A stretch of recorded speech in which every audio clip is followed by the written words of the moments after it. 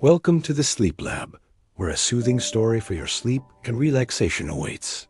Let's drift off while listening Volume 3 of Frankenstein by Mary Shelley. Day after day, week after week, passed away on my return to Geneva, and I could not collect the courage to recommence my work. I feared the vengeance of the disappointed fiend, yet I was unable to overcome my repugnance to the task which was enjoined me. I found that I could not compose a female without again devoting several months to profound study and laborious disquisition. I had heard of some discoveries having been made by an English philosopher, the knowledge of which was material to my success, and I sometimes thought of obtaining my father's consent to visit England for this purpose. But I clung to every pretense of delay and could not resolve to interrupt my returning tranquility. My health, which had hitherto declined, was now much restored, and my spirits, when unchecked by the memory of my unhappy promise, rose proportionably. My father saw this change with pleasure, and he turned his thoughts towards the best method of eradicating the remains of my melancholy, which every now and then would return by fits, and with a devouring blackness overcast the approaching sunshine. At these moments, I took refuge in the most perfect solitude. I passed whole days on the lake alone in a little boat, watching the clouds and listening to the rippling of the waves, silent and listless. But the fresh air and bright sun seldom failed to restore me to some degree of composure. And on my return, I met the salutations of my friends with a readier smile and a more cheerful heart. It was after my return from one of these rambles that my father, calling me aside, thus addressed me. "I am happy to remark, my dear son, that you have resumed your former pleasures and seem to be returning to yourself. And yet you are still unhappy and still avoid our society. For some time I was lost in conjecture as to the cause of this. But yesterday an idea struck me, and if it is well founded, I conjure you to avow it. Reserve on such a point would be not only useless, but draw down treble misery on us all." I trembled violently at this exordium, and my father continued, "I confess, my son, that I have always looked forward to your marriage with your cousin as the tie of our domestic comfort and the stay of my declining years. You were attached to each other from your earliest infancy. You studied together and appeared, in dispositions and tastes, entirely suited to one another. But so blind is the experience of man that what I conceived to be the best assistance to my plan may have entirely destroyed it. You, perhaps, regard her as your sister, without any wish that she might become your wife. Nay, you may have met with another whom you may love. And, considering yourself as bound in honor to your cousin, this struggle may occasion the poignant misery which you appear to feel. My dear father, reassure yourself. I love my cousin tenderly and sincerely. I never saw any woman who excited, as Elizabeth does, my warmest admiration and affection. My future hopes and prospects are entirely bound up in the expectation of our union. The expression of your sentiments on this subject, my dear Victor, gives me more pleasure than I have for some time experienced. If you feel thus, we shall assuredly be happy. However, present events may cast a gloom over us. But it is this gloom which appears to have taken so strong a hold of your mind that I wish to dissipate. Tell me, therefore, whether you object to an immediate solemnization of the marriage. We have been unfortunate, and recent events have drawn us from that everyday tranquility befitting my years and infirmities. You are younger. Yet I do not suppose, possessed as you are of a competent fortune, that an early marriage would at all interfere with any future plans of honor and utility that you may have formed. Do not suppose, however, that I wish to dictate happiness to you, or that a delay on your part would cause me any serious uneasiness. Interpret my words with candor, and answer me, I conjure you, with confidence and sincerity. I listened to my father in silence, and remained for some time incapable of offering any reply. I revolved rapidly in my mind a multitude of thoughts, and endeavored to arrive at some conclusion. Alas, to me the idea of an immediate union with my cousin was one of horror and dismay. I was bound by a solemn promise which I had not yet fulfilled and dared not break? Or, if I did, what manifold miseries might not impend over me and my devoted family? Could I enter into a festival with this deadly weight yet hanging round my neck and bowing me to the ground?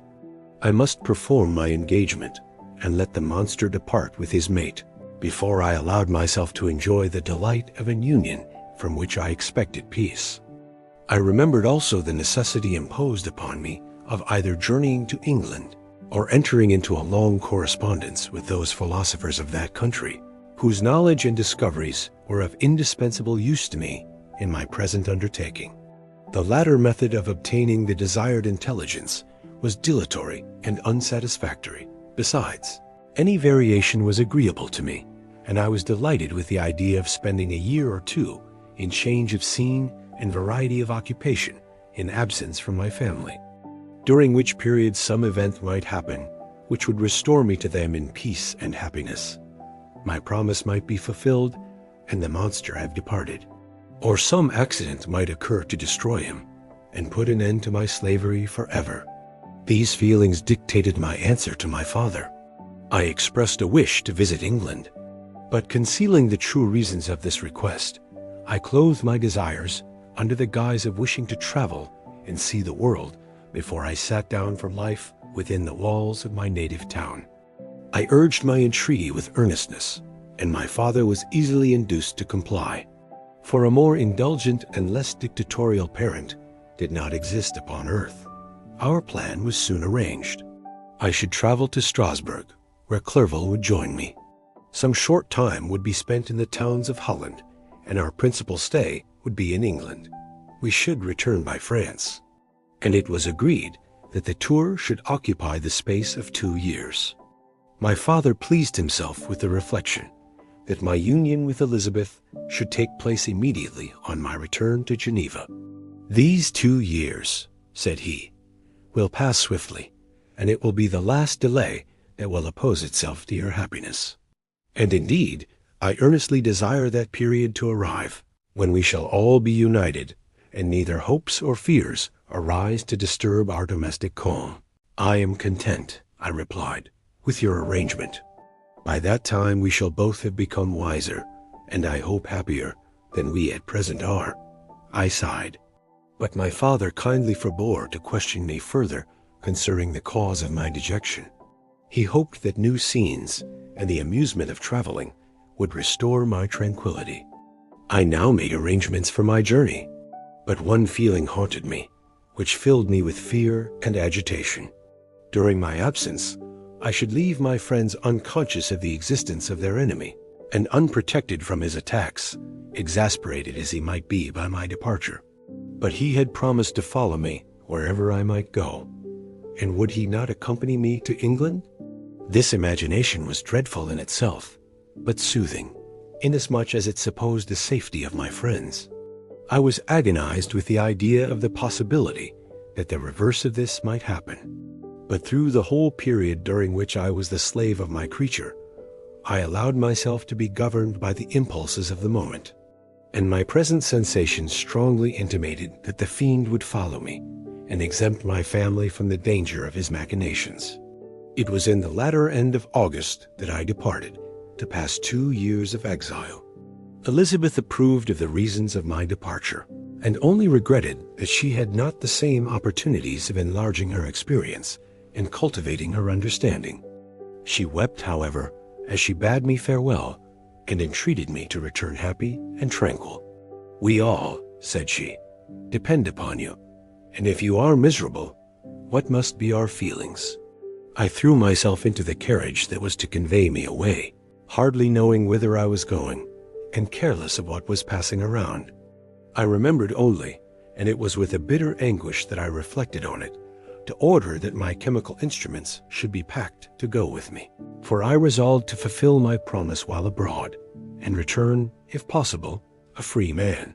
Filled with dreary imaginations, I passed through many beautiful and majestic scenes, but my eyes were fixed and unobserving.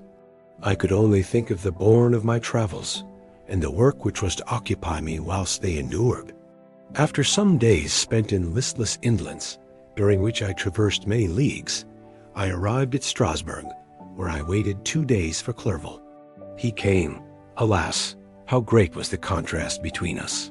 He was alive to every new scene, joyful when he saw the beauties of the setting sun, and more happy when he beheld it rise and recommence a new day. He pointed out to me the shifting colors of the landscape and the appearances of the sky.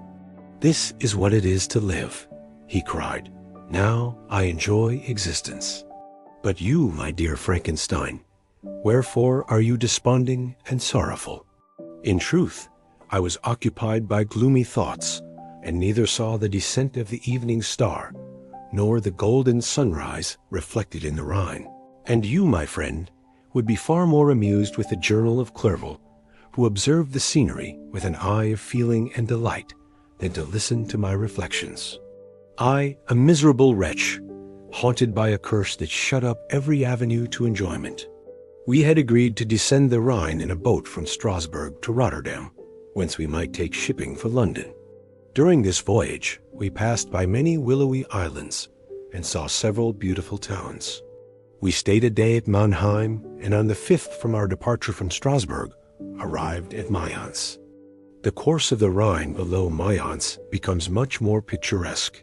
The river descends rapidly and winds between hills, not high, but steep, and of beautiful forms. We saw many ruined castles standing on the edges of precipices, surrounded by black woods, high and inaccessible. This part of the Rhine, indeed, presents a singularly variegated landscape.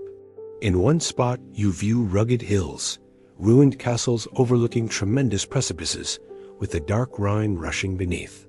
And on the sudden turn of a promontory, flourishing vineyards with green sloping banks, and a meandering river and populous towns occupy the scene. We traveled at the time of the vintage and heard the song of the laborers as we glided down the stream. Even I, depressed in mind and my spirits continually agitated by gloomy feelings, even I was pleased. I lay at the bottom of the boat, and as I gazed on the cloudless blue sky, I seemed to drink in a tranquility to which I had long been a stranger. And if these were my sensations, who can describe those of Henry? He felt as if he had been transported to fairyland and enjoyed a happiness seldom tasted by man. "I have seen," he said, "the most beautiful scenes of my own country. I have visited the lakes of Lucerne and Uri, where the snowy mountains descend almost perpendicularly to the water, casting black and impenetrable shades, which would cause a gloomy and mournful appearance, were it not for the most verdant islands that relieve the eye by their gay appearance. I have seen this lake agitated by a tempest, when the wind tore up whirlwinds of water, and gave you an idea of what the waterspout must be on the great ocean, and the waves dash with fury the base of the mountain, where the priest and his mistress were overwhelmed by an avalanche, and where their dying voices are still said to be heard amid the pauses of the nightly wind. I have seen the mountains of La Valais and the Pays de Vaud, but this country, Victor, pleases me more than all those wonders. The mountains of Switzerland are more majestic and strange, but there is a charm in the banks of this divine river that I never before saw equaled. Look at that castle which overhangs yon precipice, and that also on the island, almost concealed amongst the foliage of those lovely trees. And now that group of laborers coming from among their vines, and that village half hid in the recess of the mountain. Oh, surely the spirit that inhabits and guards this place has a soul more in harmony with man than those who pile the glacier or retire to the inaccessible peaks of the mountains of our own country. Clerval, beloved friend, even now it delights me to record your words, and to dwell on the praise of which you are so eminently deserving. He was a being formed in the very poetry of nature. His wild and enthusiastic imagination was chastened by the sensibility of his heart. His soul overflowed with ardent affections, and his friendship was of that devoted and wondrous nature that the worldly minded teach us to look for only in the imagination. But even human sympathies were not sufficient to satisfy his eager mind. The scenery of external nature, which others regard only with admiration, he loved with ardor. The sounding cataract haunted him like a passion. The tall rock, the mountain, and the deep and gloomy wood, their colors and their forms, were then to him an appetite, a feeling and a love that had no need of a remoter charm, by thought supplied, or any interest borrowed from the eye. And where does he now exist? Is this gentle and lovely being lost forever? Has this mind so replete with ideas, imaginations fanciful and magnificent, which formed a world, whose existence depended on the life of its creator, has this mind perished? Does it now only exist in my memory? No, it is not thus. Your form so divinely wrought and beaming with beauty has decayed, but your spirit still visits and consoles your unhappy friend. Pardon this gush of sorrow. These ineffectual words are but a slight tribute to the unexampled worth of Henry, but they soothe my heart, overflowing with the anguish which his remembrance creates. I will proceed with my tale. Beyond Cologne, we descended to the plains of Holland, and we resolved to post the remainder of our way, for the wind was contrary, and the stream of the river was too gentle to aid us. Our journey here lost the interest arising from beautiful scenery, but we arrived in a few days at Rotterdam, whence we proceeded by sea to England. It was on a clear morning, in the latter days of December, that I first saw the white cliffs of Britain. The banks of the Thames presented a new scene. They were flat but fertile, and almost every town was marked by the remembrance of some story. We saw Tilbury Fort and remembered the Spanish Armada, Gravesend, Woolwich, and Greenwich, places which I had heard of even in my country. At length we saw the numerous steeples of London, St. Paul's towering above all, and the tower famed in English history. London was our present point of rest. We determined to remain several months in this wonderful and celebrated city. Clerval desired the intercourse of the men of genius and talent who flourished at this time, but this was with me a secondary object. I was principally occupied with the means of obtaining the information necessary for the completion of my promise, and quickly availed myself of the letters of introduction that I had brought with me, addressed to the most distinguished natural philosophers. If this journey had taken place during my days of study and happiness, it would have afforded me inexpressible pleasure. But a blight had come over my existence, and I only visited these people for the sake of the information they might give me on the subject in which my interest was so terribly profound. Company was irksome to me. When alone, I could fill my mind with the sights of heaven and earth. The voice of Henry soothed me, and I could thus cheat myself into a transitory peace. But busy, uninteresting, joyous faces brought back despair to my heart. I saw an insurmountable barrier placed between me and my fellow men. This barrier was sealed with the blood of William and Justine, and to reflect on the events connected with those names filled my soul with anguish. But in Clerval, I saw the image of my former self. He was inquisitive and anxious to gain experience and instruction. The difference of manners which he observed was to him an inexhaustible source of instruction and amusement. He was forever busy, and the only check to his enjoyments was my sorrowful and dejected mien.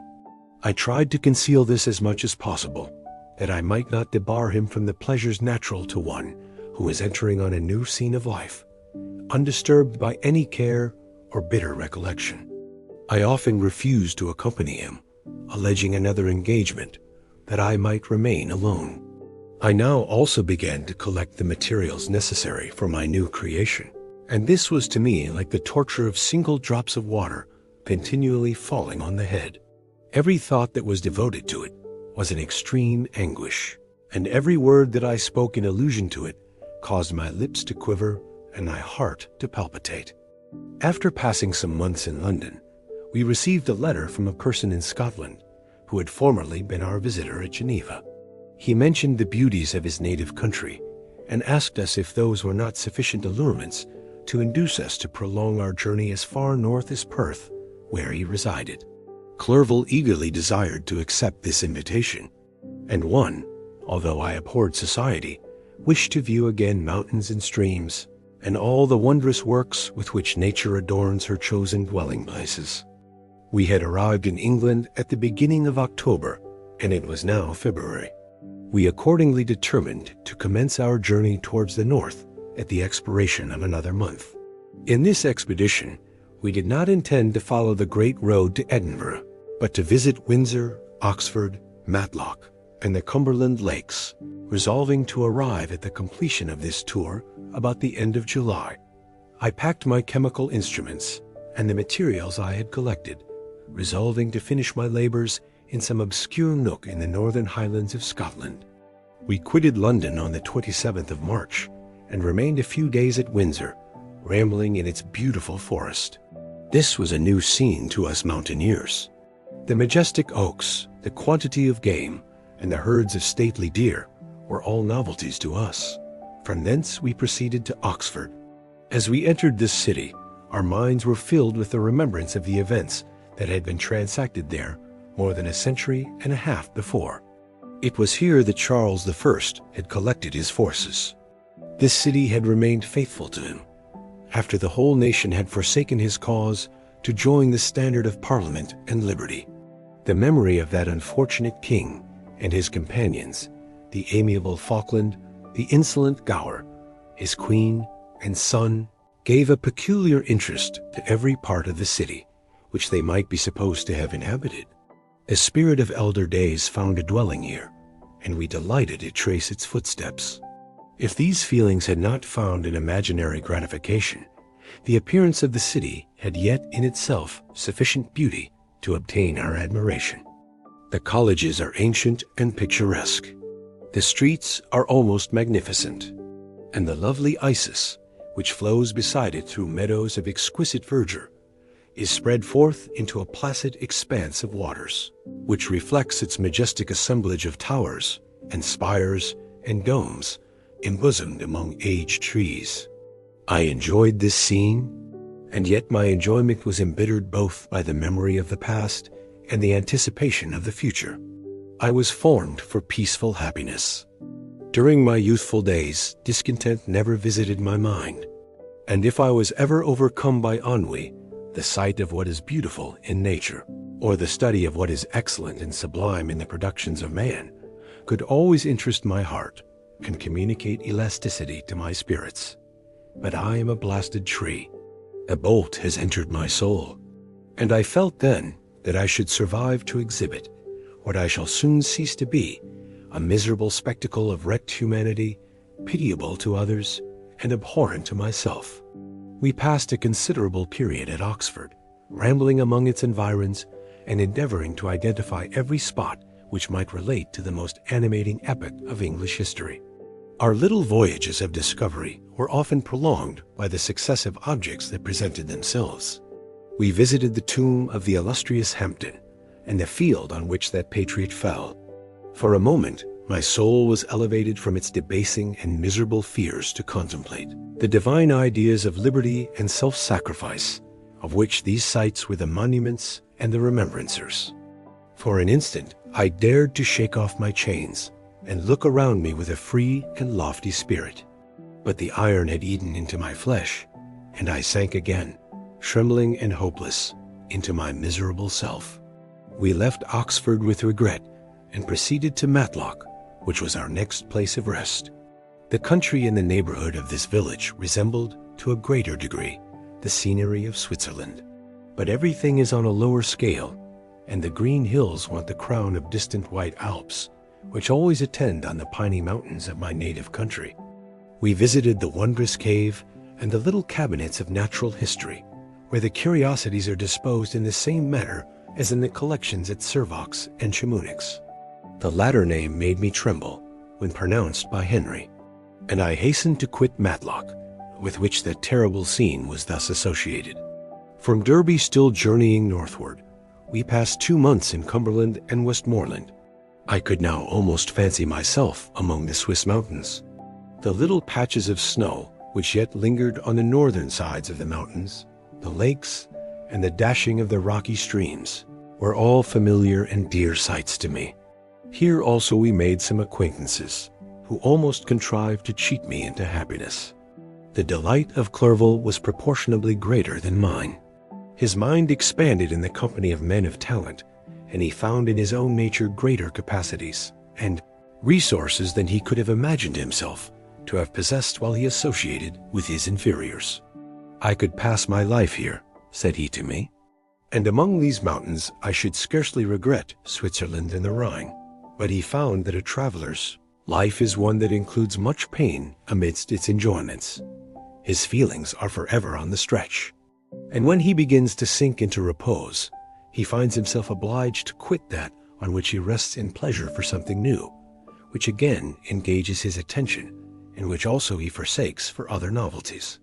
We had scarcely visited the various lakes of Cumberland and Westmoreland, and conceived an affection for some of the inhabitants, when the period of our appointment with our Scotch friend approached, and we left them to travel on.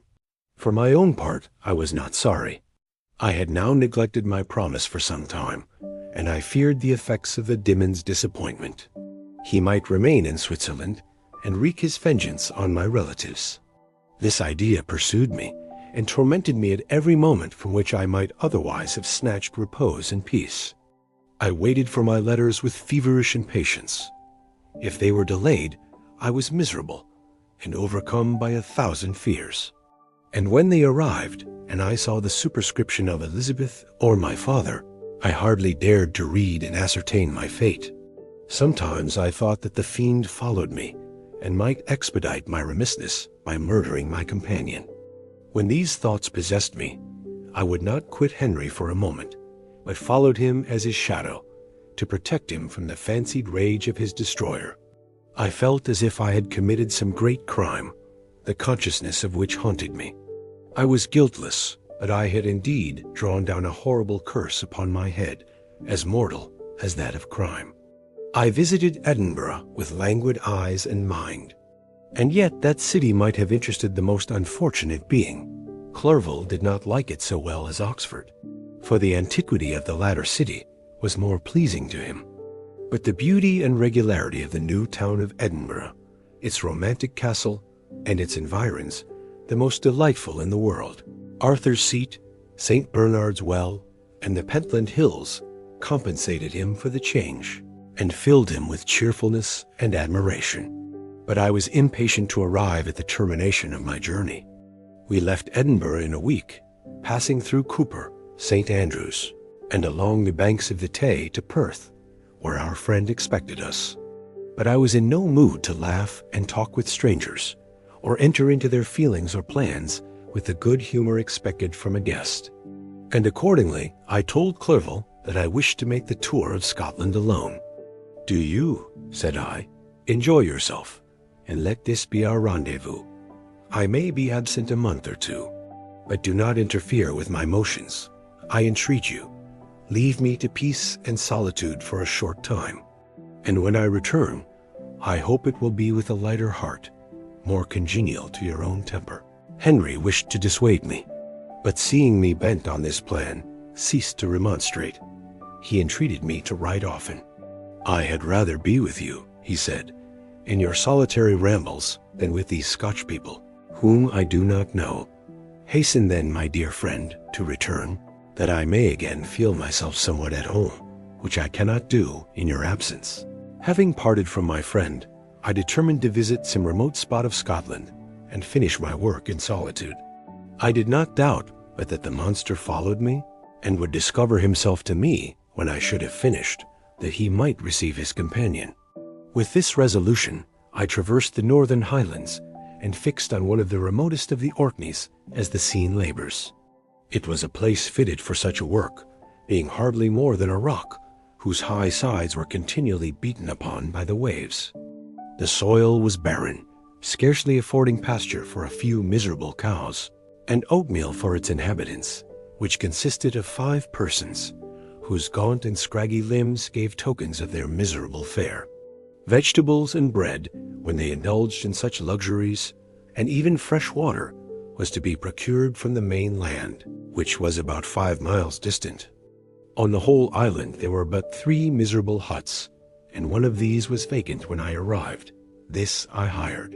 It contained but 2 rooms, and these exhibited all the squalidness of the most miserable penury. The thatch had fallen in, the walls were unplastered, and the door was off its hinges. I ordered it to be repaired, bought some furniture, and took possession. An incident which would, doubtless, have occasioned some surprise, had not all the senses of the cottagers been benumbed by want and squalid poverty.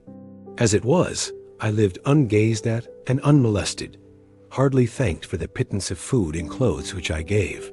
So much does suffering blunt even the coarsest sensations of men. In this retreat, I devoted the morning to labor. But in the evening, when the weather permitted, I walked on the stony beach of the sea to listen to the waves as they roared and dashed at my feet. It was a monotonous, yet ever-changing scene. I thought of Switzerland. It was far different from this desolate and appalling landscape. Its hills are covered with vines, and its cottages are scattered thickly in the plains. Its fair lakes reflect the blue and gentle sky, and when troubled by the winds, their tumult is but as the play of a lively infant when compared to the roarings of the giant ocean. In this manner, I distributed my occupations when I first arrived. But as I proceeded in my labor, it became every day more horrible and irksome to me. Sometimes I could not prevail on myself to enter my laboratory for several days, and at other times I toiled day and night in order to complete my work. It was indeed a filthy process in which I was engaged. During my first experiment, a kind of enthusiastic frenzy had blinded me to the horror of my employment. My mind was intently fixed on the sequel of my labor, and my eyes were shut to the horror of my proceedings. But now I went to it in cold blood, and my heart often sickened at the work of my hands. Thus situated, employed in the most detestable occupation, immersed in a solitude where nothing could for an instant call my attention from the actual scene in which I was engaged, my spirits became unequal. I grew restless and nervous. Every moment I feared to meet my persecutor. Sometimes I sat with my eyes fixed on the ground, fearing to raise them lest they should encounter the object which I so much dreaded to behold. I feared to wander from the sight of my fellow creatures, lest when alone he should come to claim his companion. In the meantime I worked on, and my labor was already considerably advanced. I looked towards its completion with a tremulous and eager hope, which I dared not trust myself to question, but which was intermixed with obscure forebodings of evil that made my heart sicken in my bosom. I sat one evening in my laboratory. The sun had set, and the moon was just rising from the sea. I had not sufficient light for my employment, and I remained idle, in a pause of consideration of whether I should leave my labor for the night, or hasten its conclusion by an unremitting attention to it. As I sat, a train of reflection occurred to me, which led me to consider the effects of what I was now doing. 3 years before, I was engaged in the same manner, and had created a fiend whose unparalleled barbarity had desolated my heart, and filled it forever with the bitterest remorse. I was now about to form another being, of whose dispositions I was alike ignorant. She might become 10,000 times more malignant than her mate, and delight, for its own sake, in murder and wretchedness. He had sworn to quit the neighborhood of man, and hide himself in deserts, but she had not. And she, who in all probability was to become a thinking and reasoning animal, might refuse to comply with a compact made before her creation. They might even hate each other. The creature who already lived loathed his own deformity, and might he not conceive a greater abhorrence for it when it came before his eyes in the female form? She also might turn with disgust from him to the superior beauty of man. She might quit him, and he be again alone, exasperated by the fresh provocation of being deserted by one of his own species. Even if they were to leave Europe and inhabit the deserts of the New World, yet one of the first results of those sympathies for which the Degeman thirsted would be children, and a race of devils would be propagated upon the earth, who might make the very existence of the species of man a condition precarious and full of terror. Had I a right, for my own benefit, to inflict this curse upon everlasting generations? I had before been moved by the sophisms of the being I had created. I had been struck senseless by his fiendish threats. But now, for the first time, the wickedness of my promise burst upon me. I shuddered to think that future ages might curse me as their pest, whose selfishness had not hesitated to buy its own peace at the price, perhaps, of the existence of the whole human race. I trembled, and my heart failed within me, when, on looking up, I saw, by the light of the moon, the Diegeman at the casement. A ghastly grin wrinkled his lips as he gazed on me, where I sat fulfilling the task which he had allotted to me. Yes, he had followed me in my travels. He had loitered in forests, hid himself in caves, or taken refuge in wide and desert heaths. And he now came to mark my progress, and claimed the fulfillment of my promise. As I looked on him, his countenance expressed the utmost extent of malice and treachery.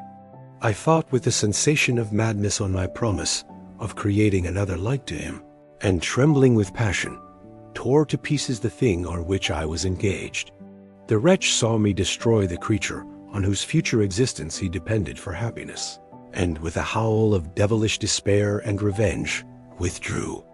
I left the room, and locking the door, made a solemn vow in my own heart never to resume my labors.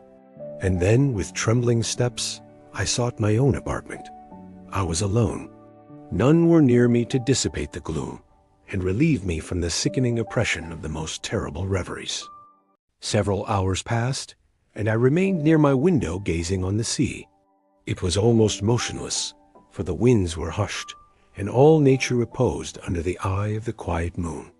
A few fishing vessels alone specked the water, and now and then the gentle breeze wafted the sound of voices, as the fishermen called to one another.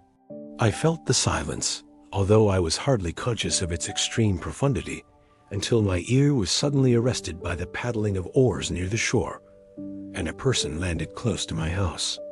In a few minutes after, I heard the creaking of my door, as if someone endeavored to open it softly.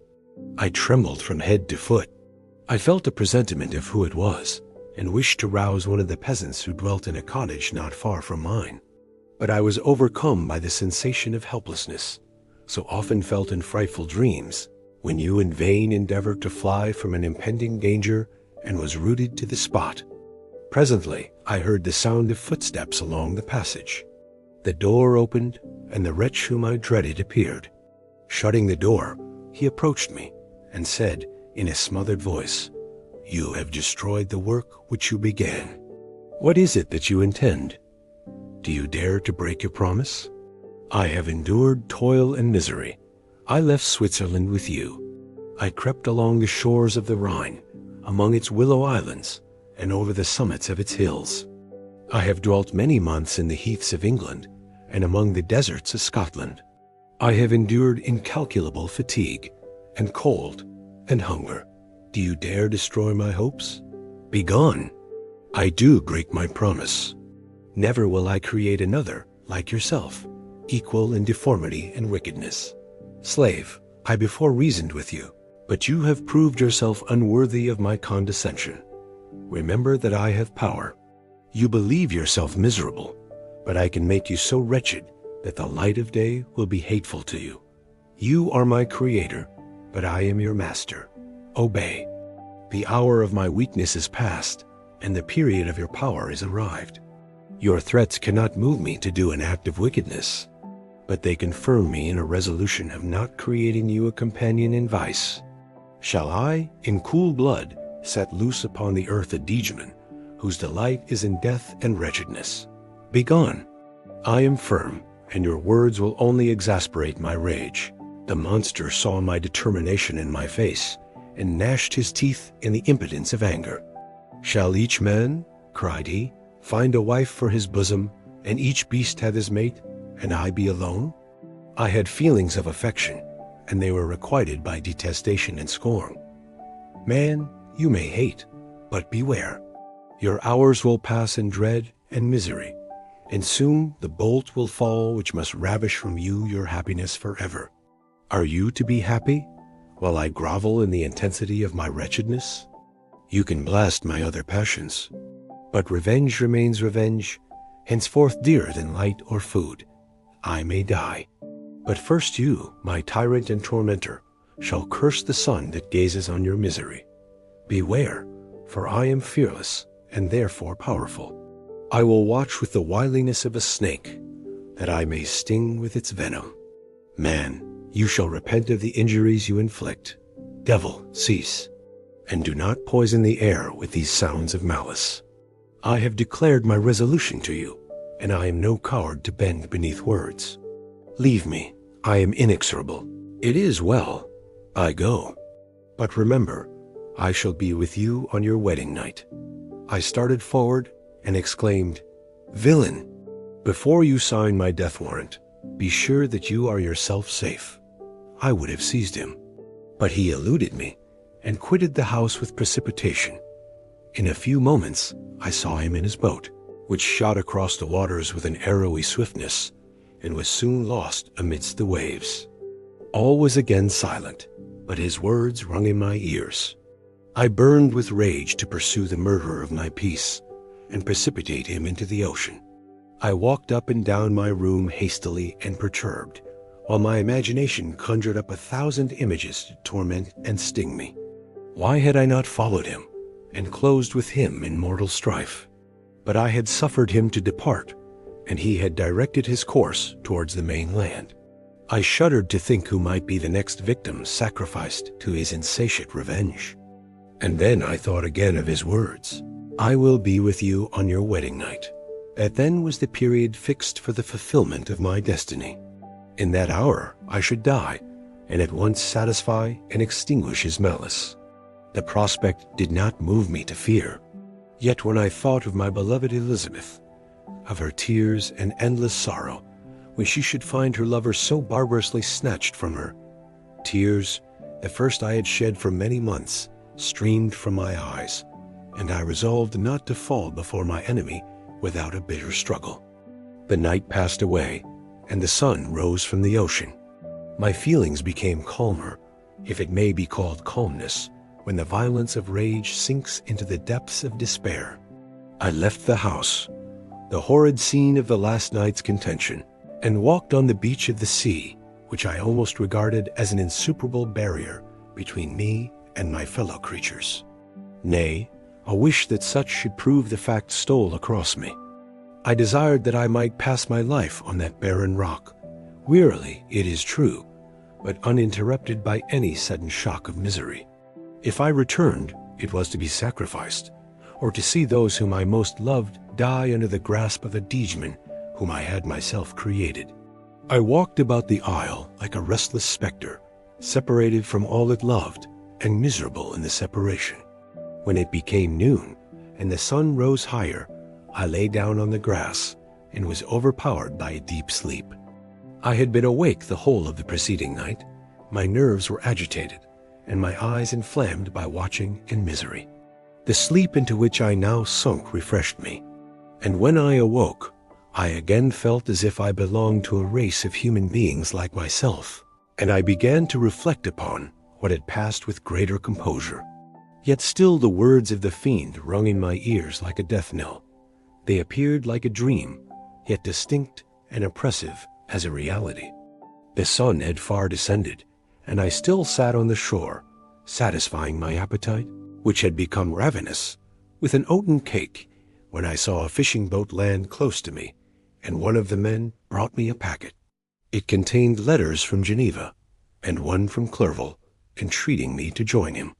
He said that nearly a year had elapsed since we had quitted Switzerland, and France was yet unvisited.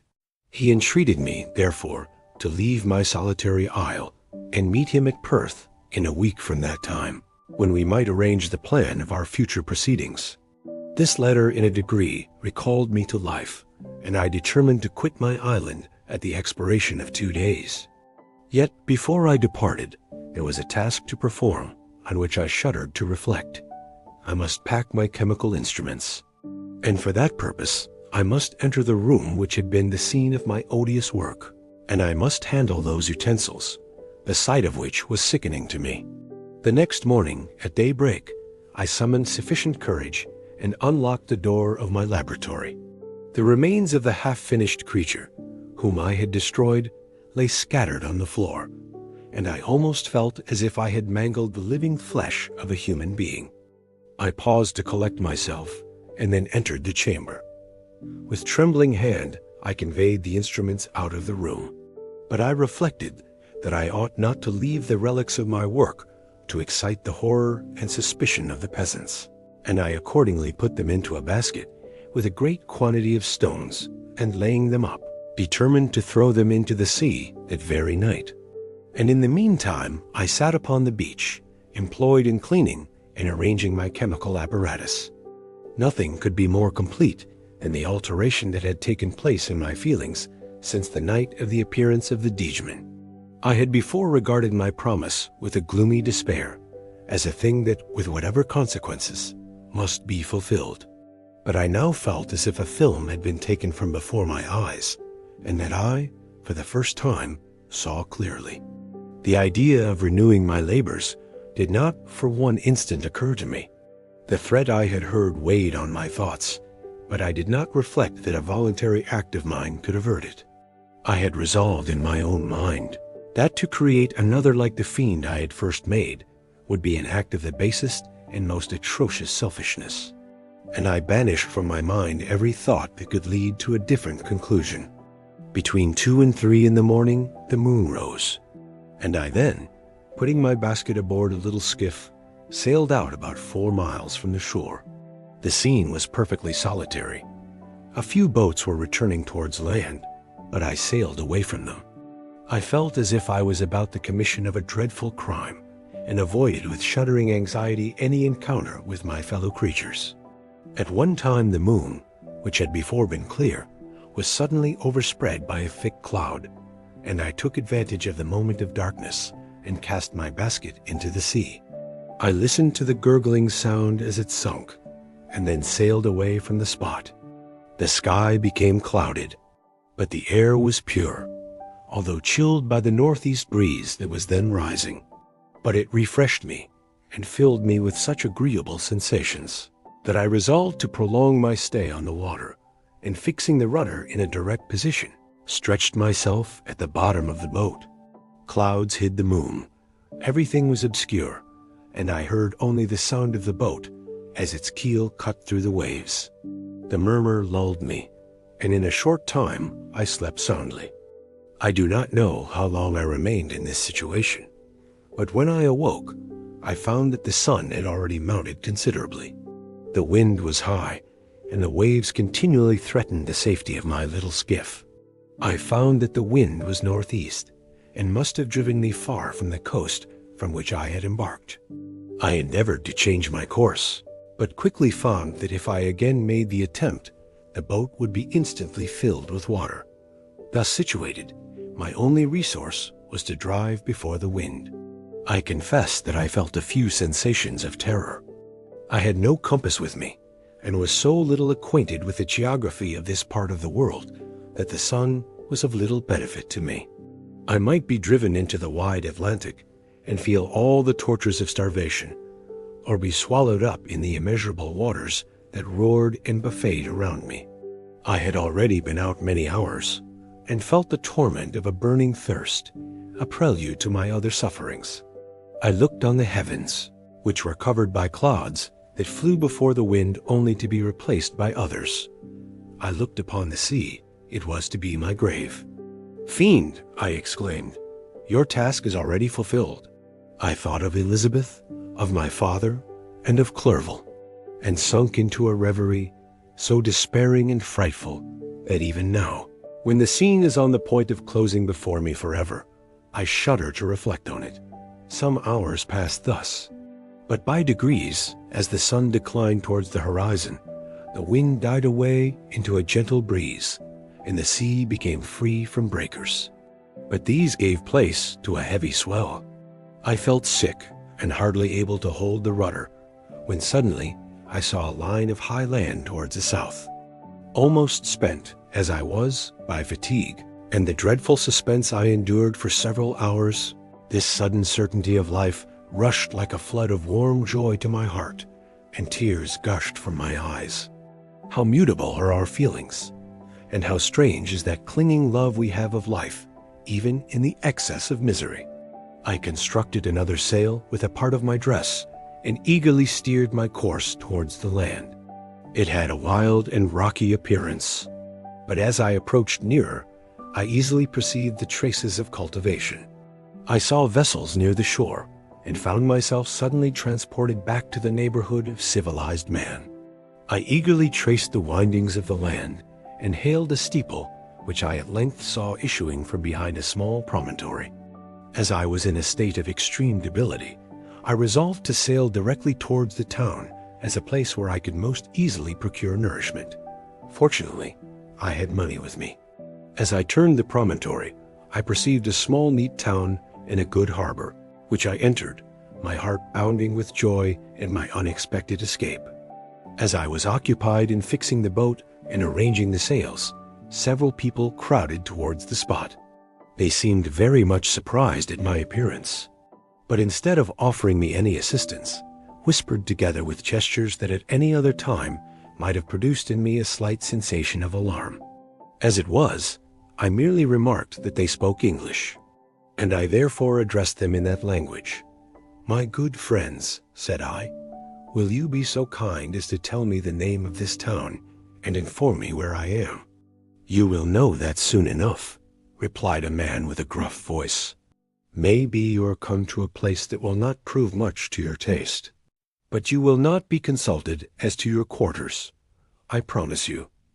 I was exceedingly surprised on receiving so rude an answer from a stranger, and I was also disconcerted on perceiving the frowning and angry countenances of his companions.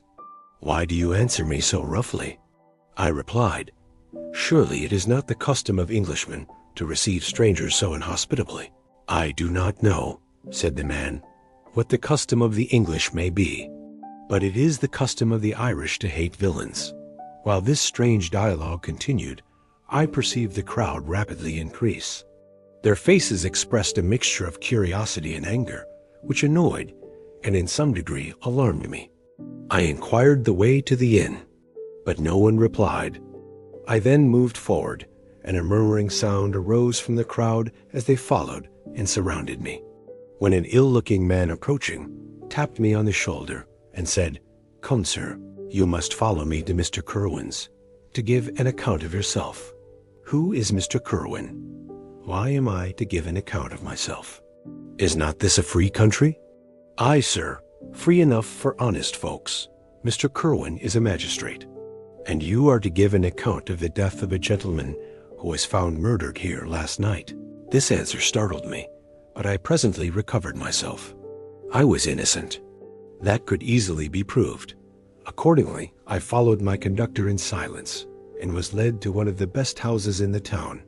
I was ready to sink from fatigue and hunger, but being surrounded by a crowd, I thought it politic to rouse all my strength, that no physical debility might be construed into apprehension or conscious guilt.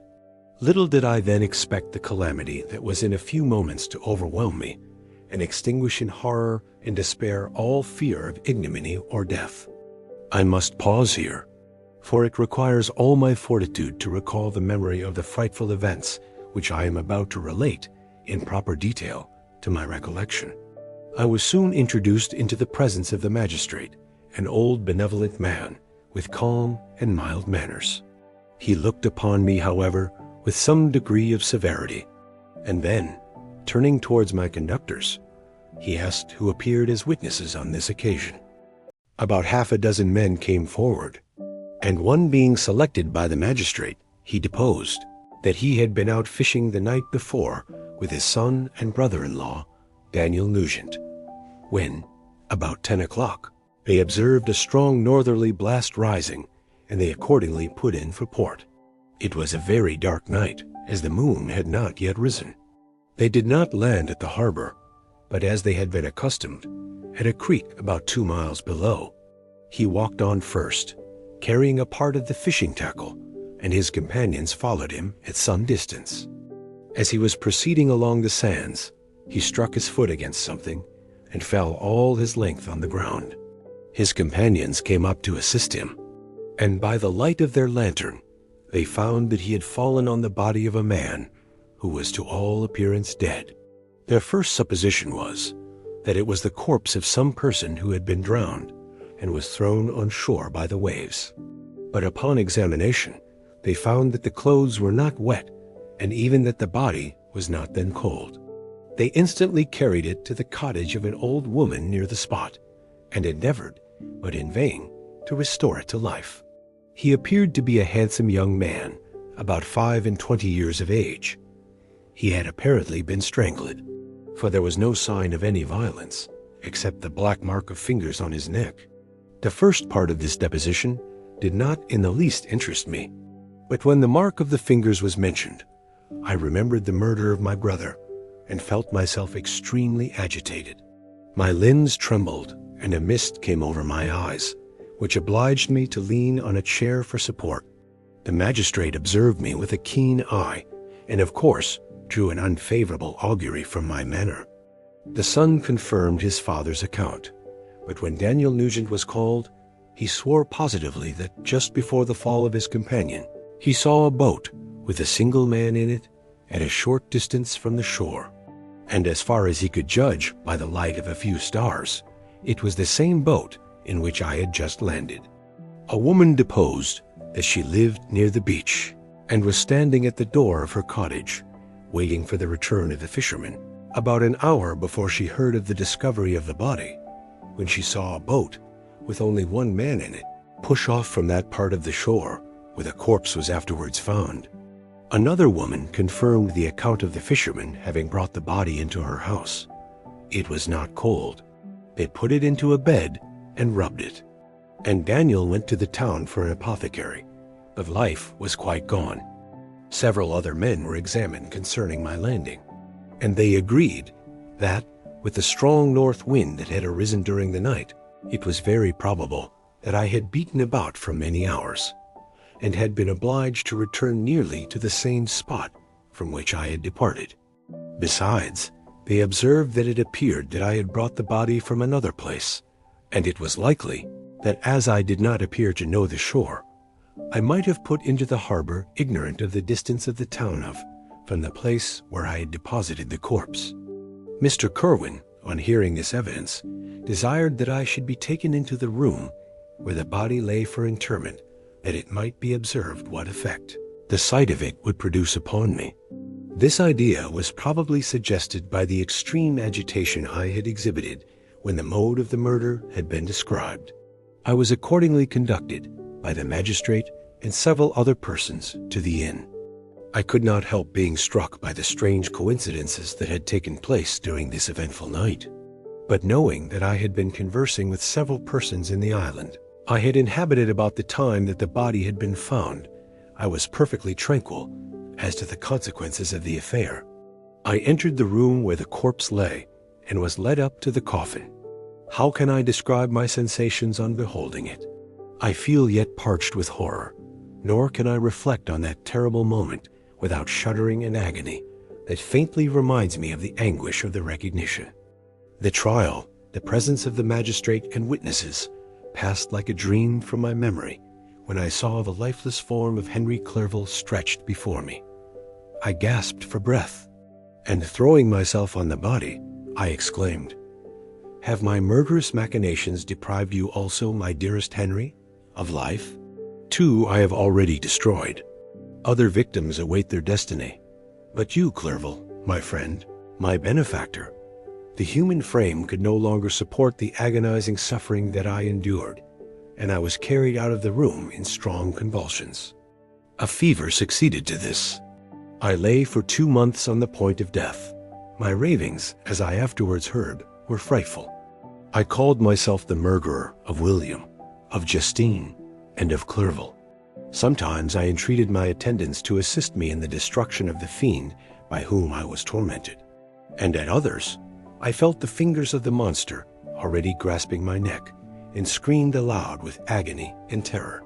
Fortunately, as I spoke my native language, Mr. Kerwin alone understood me, but my gestures and bitter cries were sufficient to affright the other witnesses. Why did I not die? More miserable than man ever was before, why did I not sink into forgetfulness and rest? Death snatches away many blooming children, the only hopes of their doting parents. How many brides and youthful lovers have been one day in the bloom of health and hope, and the next a prey for worms and the decay of the tomb? Of what materials was I made that I could thus resist so many shocks, which, like the turning of the wheel, continually renewed the torture? But I was doomed to live, and in 2 months found myself as awaking from a dream, in a prison, stretched on a wretched bed, surrounded by jailers, turnkeys, bolts, and all the miserable apparatus of a dungeon. It was morning, I remember, when I thus awoke to understanding. I had forgotten the particulars of what had happened, and only felt as if some great misfortune had suddenly overwhelmed me. But when I looked around and saw the barred windows and the squalidness of the room in which I was, all flashed across my memory, and I groaned bitterly. This sound disturbed an old woman who was sleeping in a chair beside me. She was a hired nurse, the wife of one of the turnkeys, and her countenance expressed all those bad qualities which often characterize that class. The lines of her face were hard and rude, like that of persons accustomed to see without sympathizing in sights of misery. Her tone expressed her entire indifference. She addressed me in English, and the voice struck me as one that I had heard during my sufferings. "Are you better now, sir?" said she. I replied in the same language, with a feeble voice, "I believe I am. But if it be all true, if indeed I did not dream, I am sorry that I am still alive to feel this misery and horror." "For that matter," replied the old woman, "if you mean about the gentleman you murdered, I believe that it were better for you if you were dead, for I fancy it will go hard with you. But you will be hung when the next sessions come on. However, that's none of my business. I am sent to nurse you and get you well. I do my duty with a safe conscience. It were well if everybody did the same." I turned with loathing from the woman who could utter so unfeeling a speech to a person just saved on the very edge of death. But I felt languid and unable to reflect on all that had passed. The whole series of my life appeared to me as a dream. I sometimes doubted if indeed it were all true, for it never presented itself to my mind with the force of reality. As the images that floated before me became more distinct, I grew feverish. A darkness pressed around me. No one was near me who soothed me with a gentle voice of love. No dear hand supported me. The physician came and prescribed the medicines, and the old woman prepared them for me. But utter carelessness was visible in the first, and the expression of brutality was strongly marked in the visage of the second. Who could be interested in the fate of a murderer but the hangman who would gain his fee?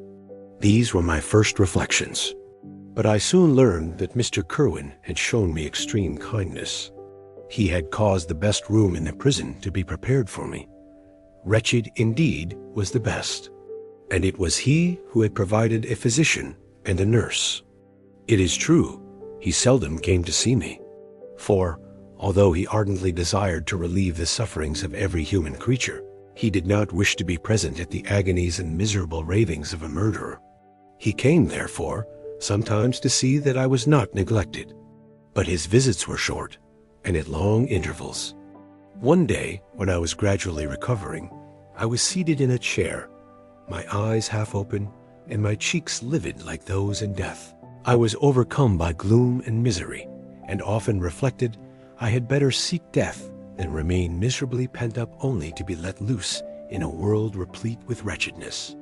At one time I considered whether I should not declare myself guilty and suffer the penalty of the law, less innocent than poor Justine had been. Such were my thoughts when the door of my apartment was opened and Mr. Kerwin entered. His countenance expressed sympathy and compassion. He drew a chair close to mine and addressed me in French. "I fear that this place is very shocking to you. Can I do anything to make you more comfortable?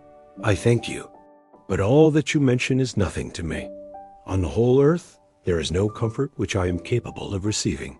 I know that the sympathy of a stranger can be but of little relief to one borne down as you are by so strange a misfortune. But you will, I hope, soon quit this melancholy abode. For doubtless, evidence can easily be brought to free you from the criminal charge. That is my least concern. I am, by a course of strange events, become the most miserable of mortals. Persecuted and tortured as I am and have been, can death be any evil to me? Nothing indeed could be more unfortunate and agonizing than the strange chances that have lately occurred. You were thrown by some surprising accident on this shore, renowned for its hospitality, seized immediately and charged with murder. The first sight that was presented to your eyes was the body of your friend, murdered in so unaccountable a manner and placed, as it were, by some fiend across your path. As Mr. Kerwin said this, notwithstanding the agitation I endured on this retrospect of my sufferings, I also felt considerable surprise at the knowledge he seemed to possess concerning me. I suppose some astonishment was exhibited in my countenance. For Mr. Kerwin hastened to say, "It was not until a day or two after your illness that I thought of examining your dress, that I might discover some trace by which I could send to your relations an account of your misfortune and illness. I found several letters, and among others, one which I discovered from its commencement to be from your father. I instantly wrote to Geneva. Nearly 2 months have elapsed since the departure of my letter, but you are ill. Even now you tremble. You are unfit for agitation of any kind. This suspense is 1,000 times worse than the most horrible event. Tell me what new scene of death has been acted, and whose murder I am now to lament." "Your family is perfectly well," said Mr. Kerwin, with gentleness, "and someone, a friend, is come to visit you. I know not by what chain of thought the idea presented itself, but it instantly darted into my mind that the murderer had come to mock at my misery and taunt me with the death of Clerval, as a new incitement for me to comply with his hellish desires. I put my hand before my eyes and cried out in agony, 'Oh, take him away. I cannot see him. For God's sake, do not let him enter.' Mr. Kerwin regarded me with a troubled countenance.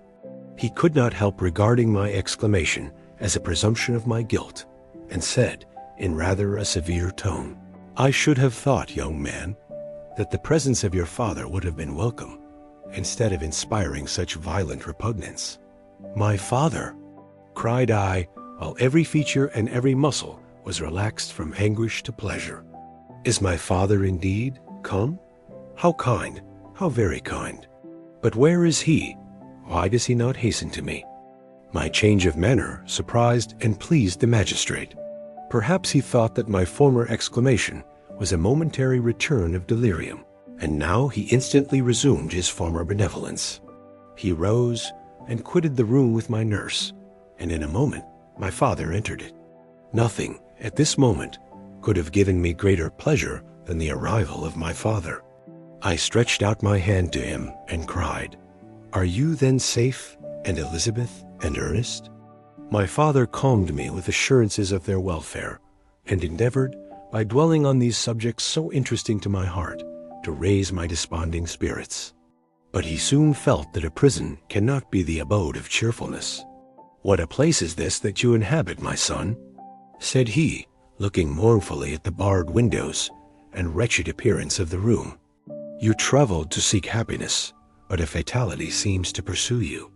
And poor Clerval, the name of my unfortunate and murdered friend, was an agitation too great to be endured in my weak state.'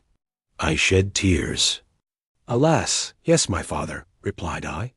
'Some destiny of the most horrible kind hangs over me, and I must live to fulfill it, or surely I should have died on the coffin of Henry.'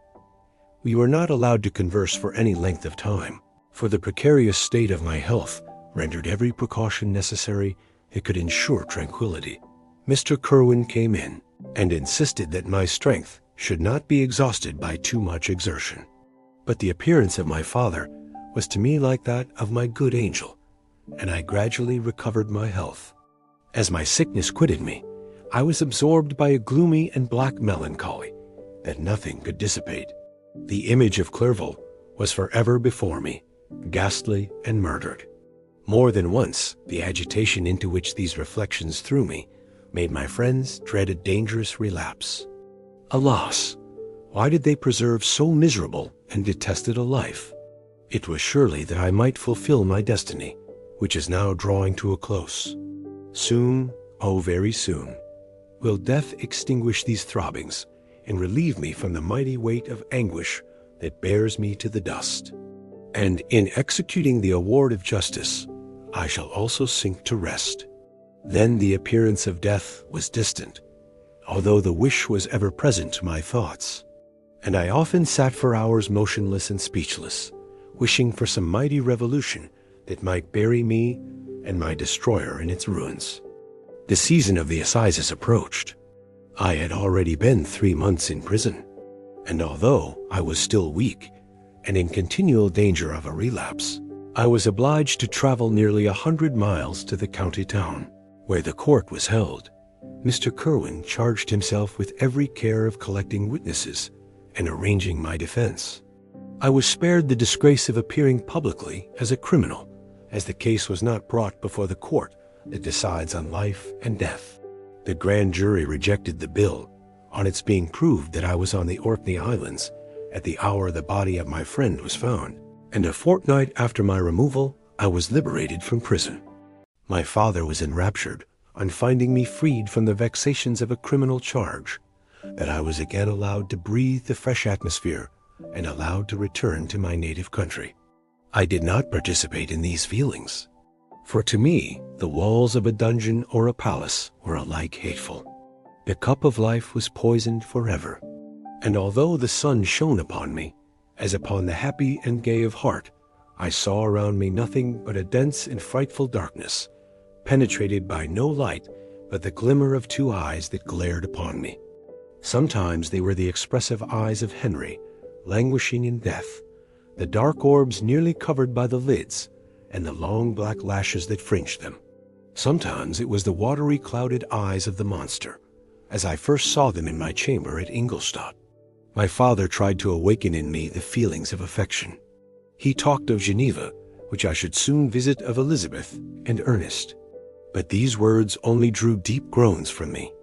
Sometimes, indeed, I felt a wish for happiness, and thought with melancholy delight of my beloved cousin, or longed with a devouring malady du pays to see once more the blue lake and rapid Rhone that had been so dear to me in early childhood. But my general state of feeling was a torpor, in which a prison was as welcome a residence as the divinest scene in nature. And these fits were seldom interrupted, but by paroxysms of anguish and despair. At these moments I often endeavored to put an end to the existence I loathed, and it required unceasing attendance and vigilance to restrain me from committing some dreadful act of violence. I remember, as I quitted the prison, I heard one of the men say, "He may be innocent of the murder, but he has certainly a bad conscience." These words struck me. A bad conscience. Yes, surely I had one. William, Justine, and Clerval had died through my infernal machinations. "And whose death," cried I, "is to finish the tragedy? Ah, my father, do not remain in this wretched country. Take me where I may forget myself, my existence, and all the world." My father easily acceded to my desire, and after having taken leave of Mr. Kerwin, we hastened to Dublin. I felt as if I was relieved from a heavy weight, when the packet sailed with a fair wind from Ireland, and I had quitted forever the country which had been to me the scene of so much misery. It was midnight. My father slept in the cabin, and I lay on the deck, looking at the stars and listening to the dashing of the waves. I hailed the darkness that shut Ireland from my sight, and my pulse beat with a feverish joy when I reflected that I should soon see Geneva. The past appeared to me in the light of a frightful dream. Yet the vessel in which I was, the wind that blew me from the detested shore of Ireland, and the sea which surrounded me, told me too forcibly that I was deceived by no vision, and that Clerval, my friend and dearest companion, had fallen a victim to me and the monster of my creation. I repassed in my memory my whole life, my quiet happiness while residing with my family in Geneva, the death of my mother, and my departure for Ingolstadt. I remembered shuddering at the mad enthusiasm that hurried me on to the creation of my hideous enemy, and I called to mind the night during which he first lived. I was unable to pursue the train of thought. 1,000 feelings pressed upon me, and I wept bitterly. Ever since my recovery from the fever, I had been in the custom of taking every night a small quantity of laudanum, for it was by means of this drug only that I was enabled to gain the rest necessary for the preservation of life. Oppressed by the recollection of my various misfortunes, I now took a double dose and soon slept profoundly. But sleep did not afford me respite from thought and misery. My dreams presented 1,000 objects that scared me. Towards morning, I was possessed by a kind of nightmare. I felt the fiend's grasp in my neck and could not free myself from it. Groans and cries rung in my ears. My father, who was watching over me, perceiving my restlessness, awoke me and pointed to the port of Holyhead, which we were now entering. We had resolved not to go to London, but to cross the country to Portsmouth, and thence to embark for Havre. I preferred this plan principally because I dreaded to see again those places in which I had enjoyed a few moments of tranquility with my beloved Clerval. I thought with horror of seeing again those persons whom we had been accustomed to visit together, and who might make inquiries concerning an event, the very remembrance of which made me again feel the pang I endured when I gazed on his lifeless form in the inn at. As for my father, his desires and exertions were bounded to the again seeing me restored to health and peace of mind. His tenderness and attentions were unremitting. My grief and gloom was obstinate, but he would not despair. Sometimes he thought that I felt deeply the degradation of being obliged to answer a charge of murder, and he endeavored to prove to me the futility of pride. "Alas, my father," said I, "how little do you know me. Human beings, their feelings and passions, would indeed be degraded if such a wretch as I felt pride.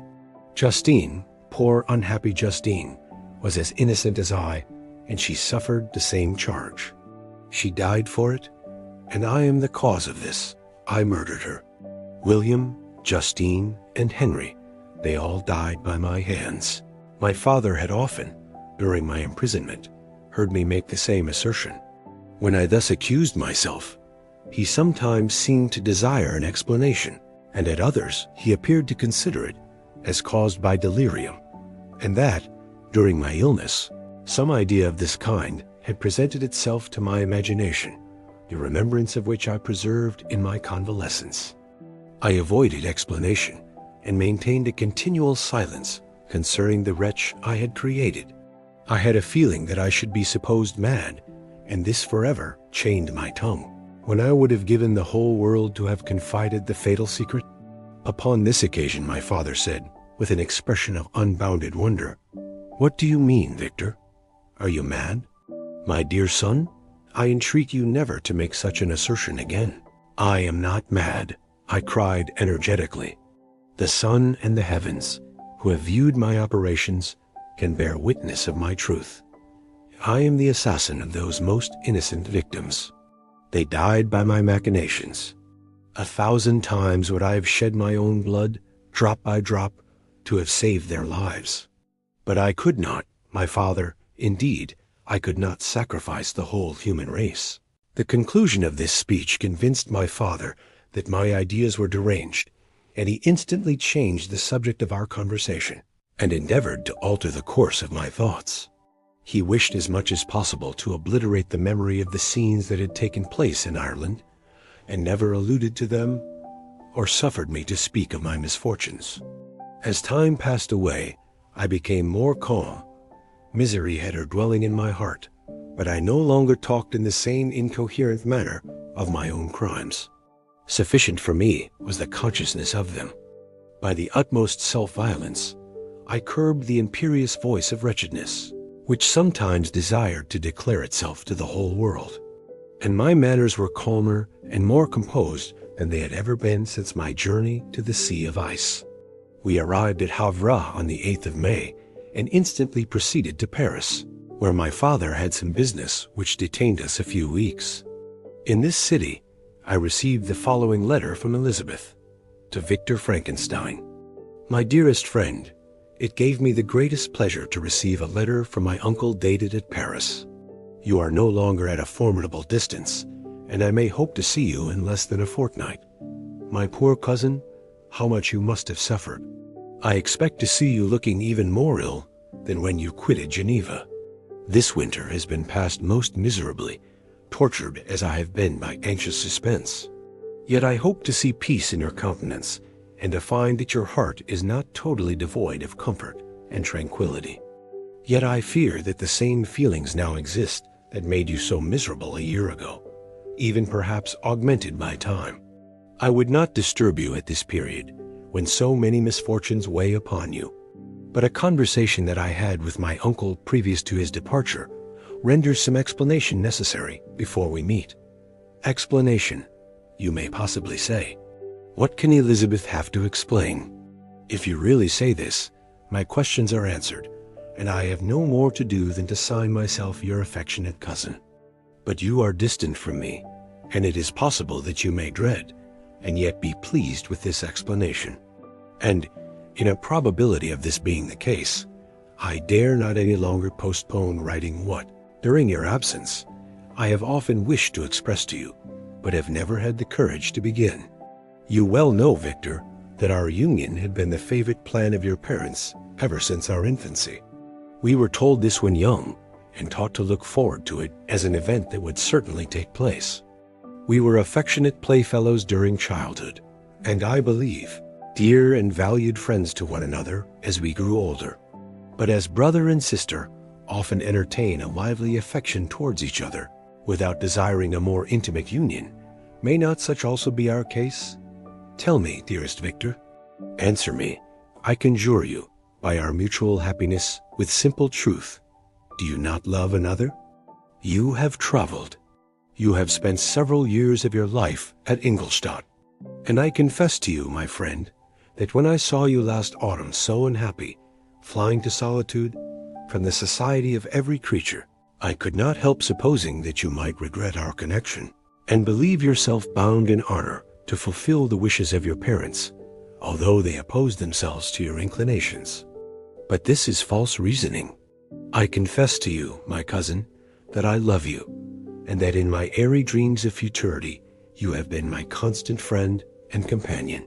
But it is your happiness I desire as well as my own, when I declare to you that our marriage would render me eternally miserable, unless it were the dictate of your own free choice.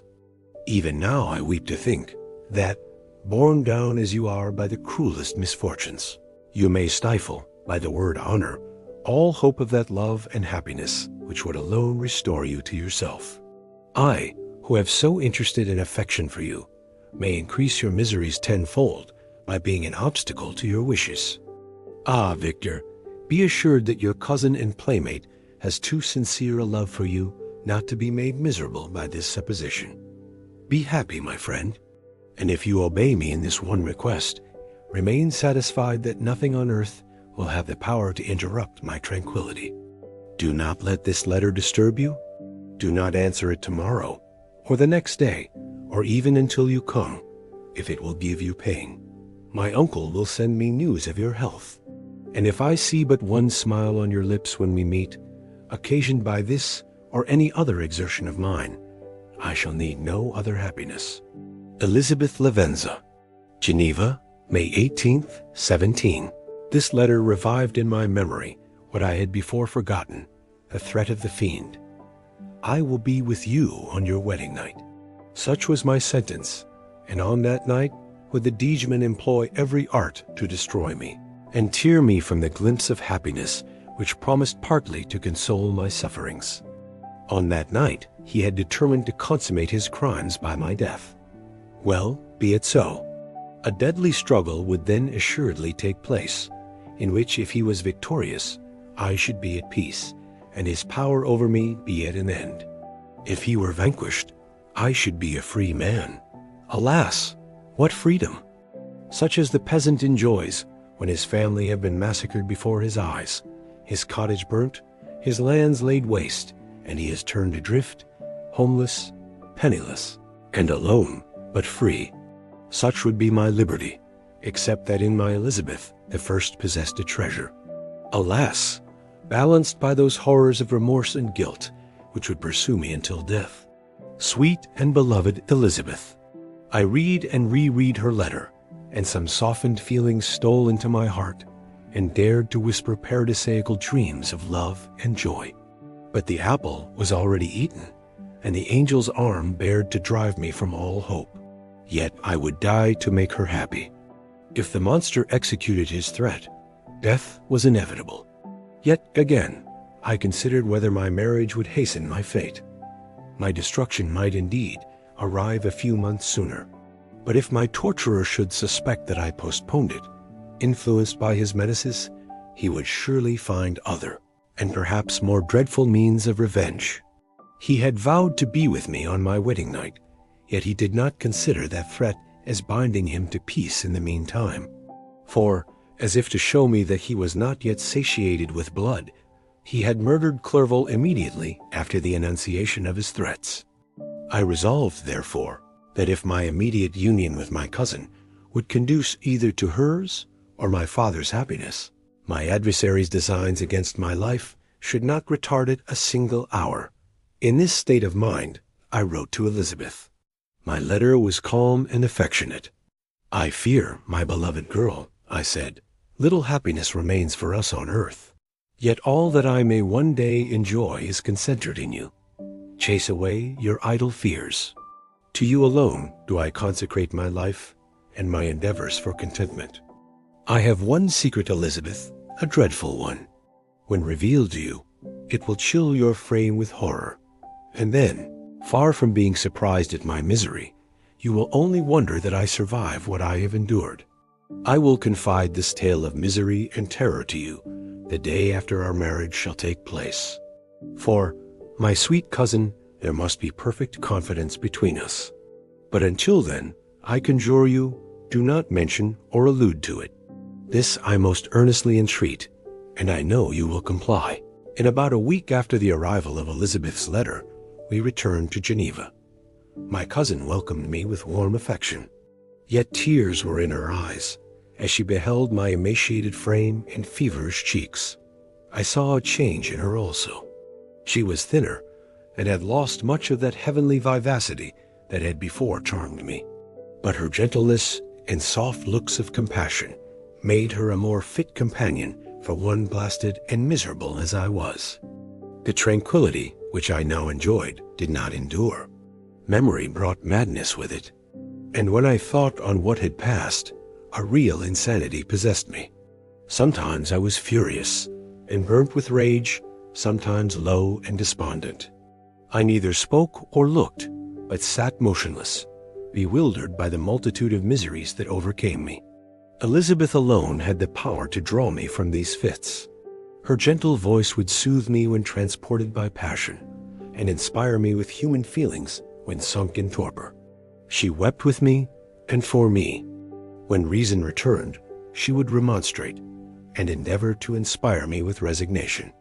Ah, it is well for the unfortunate to be resigned, but for the guilty there is no peace. The agonies of remorse poison the luxury there is otherwise sometimes found in indulging the excess of grief. Soon after my arrival, my father spoke of my immediate marriage with my cousin. I remained silent. "Have you, then, some other attachment?" "None on earth. I love Elizabeth, and look forward to our union with delight. Let the day therefore be fixed, and on it I will consecrate myself, in life or death, to the happiness of my cousin. My dear Victor, do not speak thus. Heavy misfortunes have befallen us, but let us only cling closer to what remains, and transfer our love for those whom we have lost to those who yet live. Our circle will be small, but bound close by the ties of affection and mutual misfortune. And when time shall have softened your despair, new and dear objects of care will be born to replace those of whom we have been so cruelly deprived." Such were the lessons of my father. But to me the remembrance of the threat returned. Nor can you wonder that, omnipotent as the fiend had yet been in his deeds of blood, I should almost regard him as invincible, and that when he had pronounced the words, I shall be with you on your wedding night. I should regard the threatened fate as unavoidable. But death was no evil to me, if the loss of Elizabeth were balanced with it. And I therefore, with a contented and even cheerful countenance, agreed with my father that if my cousin would consent, the ceremony should take place in 10 days, and thus put, as I imagined, the seal to my fate. Great God! If for one instant I had thought what might be the hellish intention of my fiendish adversary, I would rather have banished myself forever from my native country, and wandered a friendless outcast over the earth, than have consented to this miserable marriage. But as if possessed of magic powers, the monster had blinded me to his real intentions. And when I thought that I prepared only my own death, I hastened that of a far dearer victim. As the period fixed for our marriage drew nearer, whether from cowardice or a prophetic feeling, I felt my heart sink within me. But I concealed my feelings by an appearance of hilarity that brought smiles and joy to the countenance of my father, but hardly deceived the ever-watchful and nicer eye of Elizabeth. She looked forward to our union with placid contentment, not unmingled with a little fear, which past misfortunes had impressed, that what now appeared certain and tangible happiness might soon dissipate into an airy dream, and leave no trace but deep and everlasting regret. Preparations were made for the event. Congratulatory visits were received, and all wore a smiling appearance.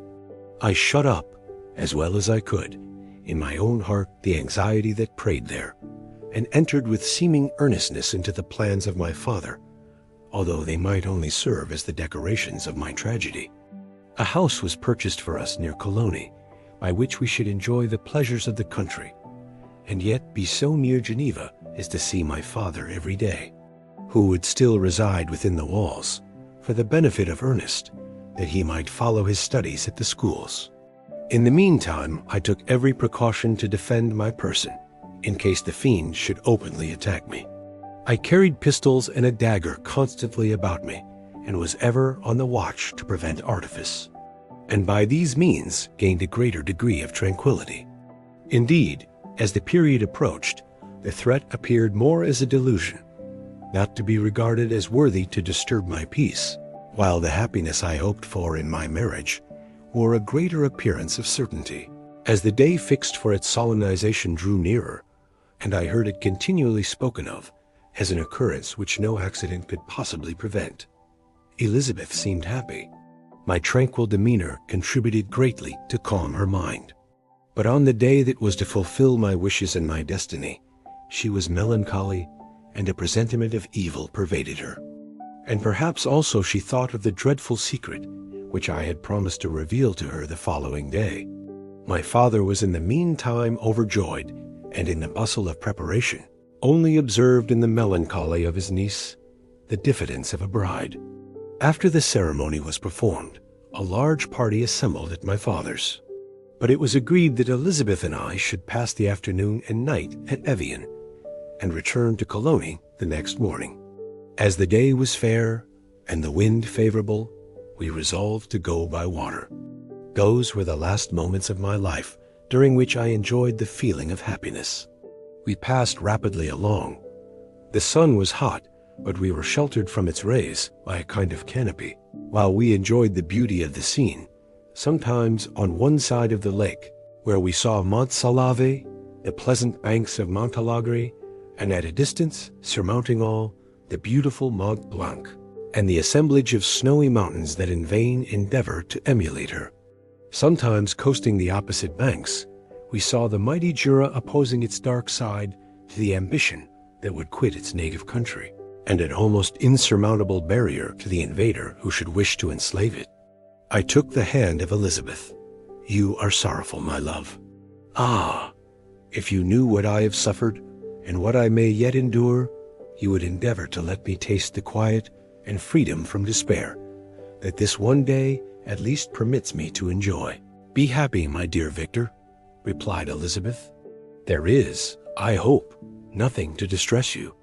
And be assured that if a lively joy is not painted in my face, my heart is contented. Something whispers to me not to depend too much on the prospect that is open before us. But I will not listen to such a sinister voice.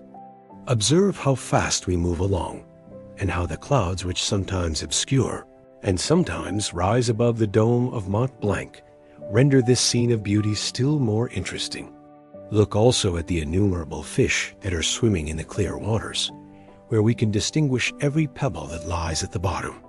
What a divine day! How happy and serene all nature appears.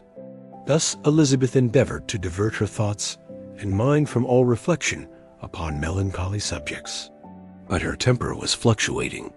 Joy for a few instants shone in her eyes, but it continually gave place to distraction and reverie. The sun sunk lower in the heavens. We passed the river Drance and observed its path through the chasms of the higher and the glens of the lower hills. The Alps here come closer to the lake, and we approached the amphitheater of mountains which forms its eastern boundary. The spire of Evian shone under the woods that surrounded it, and the range of mountain above mountain by which it was overhung. The wind, which had hitherto carried us along with amazing rapidity, sunk at sunset to a light breeze. The soft air just ruffled the water and caused a pleasant motion among the trees as we approached the shore, from which it wafted the most delightful scent of flowers and hay. The sun sunk beneath the horizon as we landed, and as I touched the shore, I felt those cares and fears revive, which soon were to clasp me and cling to me forever. It was 8 o'clock when we landed. We walked for a short time on the shore, enjoying the transitory light, and then retired to the inn, and contemplated the lovely scene of waters, woods, and mountains, obscured in darkness, yet still displaying their black outlines. The wind, which had fallen in the south, now rose with great violence in the west. The moon had reached her summit in the heavens, and was beginning to descend. The clouds swept across it swifter than the flight of the vulture, and dimmed her rays, while the lake reflected the scene of the busy heavens, rendered still busier by the restless waves that were beginning to rise. Suddenly, a heavy storm of rain descended. I had been calm during the day, but so soon as night obscured the shapes of objects, 1,000 fears arose in my mind. I was anxious and watchful, while my right hand grasped a pistol which was hidden in my bosom. Every sound terrified me, but I resolved that I would sell my life dearly, and not relax the impending conflict until my own life, or that of my adversary, were extinguished. Elizabeth observed my agitation for some time in timid and fearful silence. At length she said, "What is it that agitates you, my dear Victor? What is it you fear?" "Oh, peace, peace, my love," replied I. "This night, and all will be safe. But this night is dreadful, very dreadful." I passed an hour in this state of mind, when suddenly I reflected how dreadful the combat which I momentarily expected would be to my wife, and I earnestly entreated her to retire, resolving not to join her until I had obtained some knowledge as to the situation of my enemy. She left me, and I continued some time walking up and down the passages of the house, and inspecting every corner that might afford a retreat to my adversary.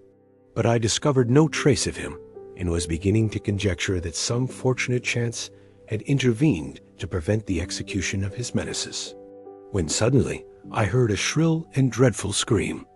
It came from the room into which Elizabeth had retired. As I heard it, the whole truth rushed into my mind. My arms dropped, the motion of every muscle and fiber was suspended. I could feel the blood trickling in my veins and tingling in the extremities of my limbs. This state lasted but for an instant. The scream was repeated, and I rushed into the room. Great God! Why did I not then expire? Why am I here to relate the destruction of the best hope and the purest creature of earth? She was there, lifeless and inanimate, thrown across the bed, her head hanging down, and her pale and distorted features half covered by her hair. Everywhere I turn, I see the same figure, her bloodless arms and relaxed form flung by the murderer on its bridal bier. Could I behold this and live? Alas! Life is obstinate, and clings closest where it is most hated. For a moment only did I lose recollection. I fainted. When I recovered, I found myself surrounded by the people of the inn. Their countenances expressed a breathless terror, but the horror of others appeared only as a mockery, a shadow of the feelings that oppressed me. I escaped from them to the room where lay the body of Elizabeth, my love, my wife, so lately living, so dear, so worthy. She had been moved from the posture in which I had first beheld her. And now, as she lay, her head upon her arm, and a handkerchief thrown across her face and neck, I might have supposed her asleep. I rushed towards her and embraced her with ardor. But the deathly languor and coldness of the limbs told me that what I now held in my arms had ceased to be the Elizabeth whom I had loved and cherished. The murderous mark of the fiend's grasp was on her neck, and the breath had ceased to issue from her lips. While I still hung over her in the agony of despair, I happened to look up. The windows of the room had before been darkened, and I felt a kind of panic on seeing the pale yellow light of the moon illuminate the chamber. The shutters had been thrown back, and, with a sensation of horror not to be described, I saw at the open window a figure the most hideous and abhorred. A grin was on the face of the monster. He seemed to jeer, as with his fiendish finger he pointed towards the corpse of my wife. I rushed towards the window, and drawing a pistol from my bosom, shot. But he eluded me, leaped from his station, and running with the swiftness of lightning, plunged into the lake. The report of the pistol brought a crowd into the room. I pointed to the spot where he had disappeared, and we followed the track with boats. Nets were cast, but in vain. After passing several hours, we returned hopeless, most of my companions believing it to have been a form conjured by my fancy. After having landed, they proceeded to search the country, parties going in different directions among the woods and vines. I did not accompany them. I was exhausted. A film covered my eyes, and my skin was parched with the heat of fever. In this state, I lay on a bed, hardly conscious of what had happened. My eyes wandered round the room, as if to seek something that I had lost.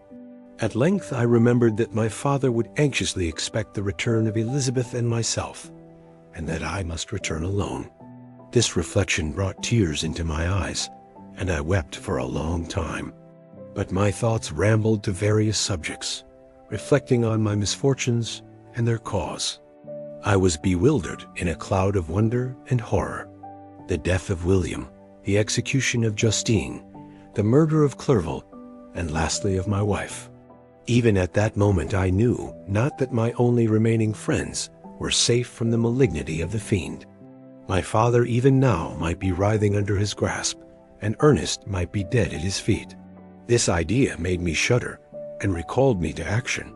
I started up and resolved to return to Geneva with all possible speed. There were no horses to be procured, and I must return by the lake. But the wind was unfavorable, and the rain fell in torrents. However, it was hardly morning, and I might reasonably hope to arrive by night. I hired men to row, and took an oar myself, for I had always experienced relief from mental torment in bodily exercise. But the overflowing misery I now felt, and the excess of agitation that I endured, rendered me incapable of any exertion. I threw down the oar, and leaning my head upon my hands, gave way to every gloomy idea that arose. If I looked up, I saw the scenes which were familiar to me in my happier time, and which I had contemplated but the day before in the company of her, who was now but a shadow and a recollection. Tears streamed from my eyes. The rain had ceased for a moment, and I saw the fish play in the waters as they had done a few hours before. They had then been observed by Elizabeth. Nothing is so painful to the human mind as a great and sudden change. The sun might shine, or the clouds might lower, but nothing could appear to me as it had done the day before. A fiend had snatched from me every hope of future happiness. No creature had ever been so miserable as I was. So frightful an event is single in the history of man. But why should I dwell upon the incidents that followed this last overwhelming event? Mine has been a tale of horrors. I have reached their acme, and what I must now relate can but be tedious to you. Know that, one by one, my friends were snatched away. I was left desolate. My own strength is exhausted, and I must tell, in a few words, what remains of my hideous narration. I arrived at Geneva. My father and Ernest yet lived, but the former sunk under the tidings that I bore. I see him now, excellent and venerable old man. His eyes wandered in vacancy, for they had lost their charm and their delight. His niece, his more than daughter, whom he doted on with all that affection which a man feels, who, in the decline of life, having few affections, clings more earnestly to those that remain. Cursed be the fiend that brought misery on his gray hairs, and doomed him to waste and wretchedness. He could not live under the horrors that were accumulated around him. An apoplectic fit was brought on, and in a few days he died in my arms. What then became of me? I know not. I lost sensation, and chains and darkness were the only objects that pressed upon me. Sometimes, indeed, I dreamt that I wandered in flowery meadows and pleasant vales with the friends of my youth, but awoke and found myself in a dungeon. Melancholy followed, but by degrees I gained a clear conception of my miseries and situation, and was then released from my prison, for they had called me mad. And during many months, as I understood, a solitary cell had been my habitation. But liberty had been a useless gift to me had I not, as I awakened to reason, at the same time awakened to revenge. As the memory of past misfortunes pressed upon me, I began to reflect on their cause, the monster whom I had created, the miserable demon whom I had sent abroad into the world for my destruction. I was possessed by a maddening rage when I thought of him, and desired and ardently prayed that I might have him within my grasp to wreak a great and signal revenge on his cursed head. Nor did my hate long confine itself to useless wishes. I began to reflect on the best means of securing him, and for this purpose, about a month after my release, I repaired to a criminal judge in the town and told him that I had an accusation to make, that I knew the destroyer of my family, and that I required him to exert his whole authority for the apprehension of the murderer. The magistrate listened to me with attention and kindness. "Be assured, sir," said he, "no pains or exertions on my part shall be spared to discover the villain." "I thank you," replied I. "Listen, therefore, to the deposition that I have to make. It is indeed a tale so strange that I should fear you would not credit it, were there not something in truth which, however wonderful, forces conviction. The story is too connected to be mistaken for a dream, and I have no motive for falsehood. My manner, as I thus addressed him, was impressive but calm. I had formed in my own heart a resolution to pursue my destroyer to death, and this purpose quieted my agony and provisionally reconciled me to life. I now related my history briefly, but with firmness and precision, marking the dates with accuracy, and never deviating into invective or exclamation. The magistrate appeared at first perfectly incredulous, but as I continued, he became more attentive and interested. I saw him sometimes shudder with horror, at others a lively surprise, unmingled with disbelief, was painted on his countenance. When I had concluded my narration, I said, "This is the being whom I accuse, and for whose detection and punishment I call upon you to exert your whole power. It is your duty as a magistrate, and I believe and hope that your feelings as a man will not revolt from the execution of those functions on this occasion." This address caused a considerable change in the physiognomy of my auditor. He had heard my story with that half kind of belief that is given to a tale of spirits and supernatural events. But when he was called upon to act officially in consequence, the whole tide of his incredulity returned. He, however, answered mildly, "I would willingly afford you every aid in your pursuit, but the creature of whom you speak appears to have powers which would put all my exertions to defiance. Who can follow an animal which can traverse the sea of ice and inhabit caves and dens where no man would venture to intrude? Besides, some months have elapsed since the commission of his crimes, and no one can conjecture to what place he has wandered, or what region he may now inhabit. I do not doubt that he hovers near the spot which I inhabit, And if he has indeed taken refuge in the Alps, he may be hunted like the chamois and destroyed as a beast of prey. But I perceive your thoughts. You do not credit my narrative, and do not intend to pursue my enemy with the punishment which is his desert." As I spoke, rage sparkled in my eyes. The magistrate was intimidated. "You are mistaken," said he. "I will exert myself. And if it is in my power to seize the monster, be assured that he shall suffer punishment proportionate to his crimes. But I fear, from what you have yourself described to be his properties, that this will prove impracticable, and that, while every proper measure is pursued, you should endeavor to make up your mind to disappointment. That cannot be. But all that I can say will be of little avail. My revenge is of no moment to you. Yet, while I allow it to be a vice, I confess that it is the devouring and only passion of my soul. My rage is unspeakable when I reflect that the murderer, whom I have turned loose upon society, still exists. You refuse my just demand. I have but one resource, and I devote myself, either in my life or death, to his destruction." I trembled with excess of agitation as I said this. There was a frenzy in my manner, and something, I doubt not, of that haughty fierceness, which the martyrs of old are said to have possessed.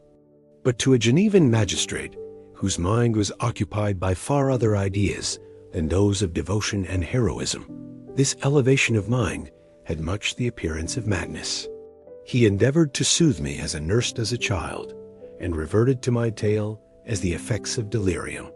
"Man," I cried, "how ignorant art thou in thy pride of wisdom! Cease, you know not what it is you say." I broke from the house angry and disturbed, and retired to meditate on some other mode of action. My present situation was one in which all voluntary thought was swallowed up and lost. I was hurried away by fury.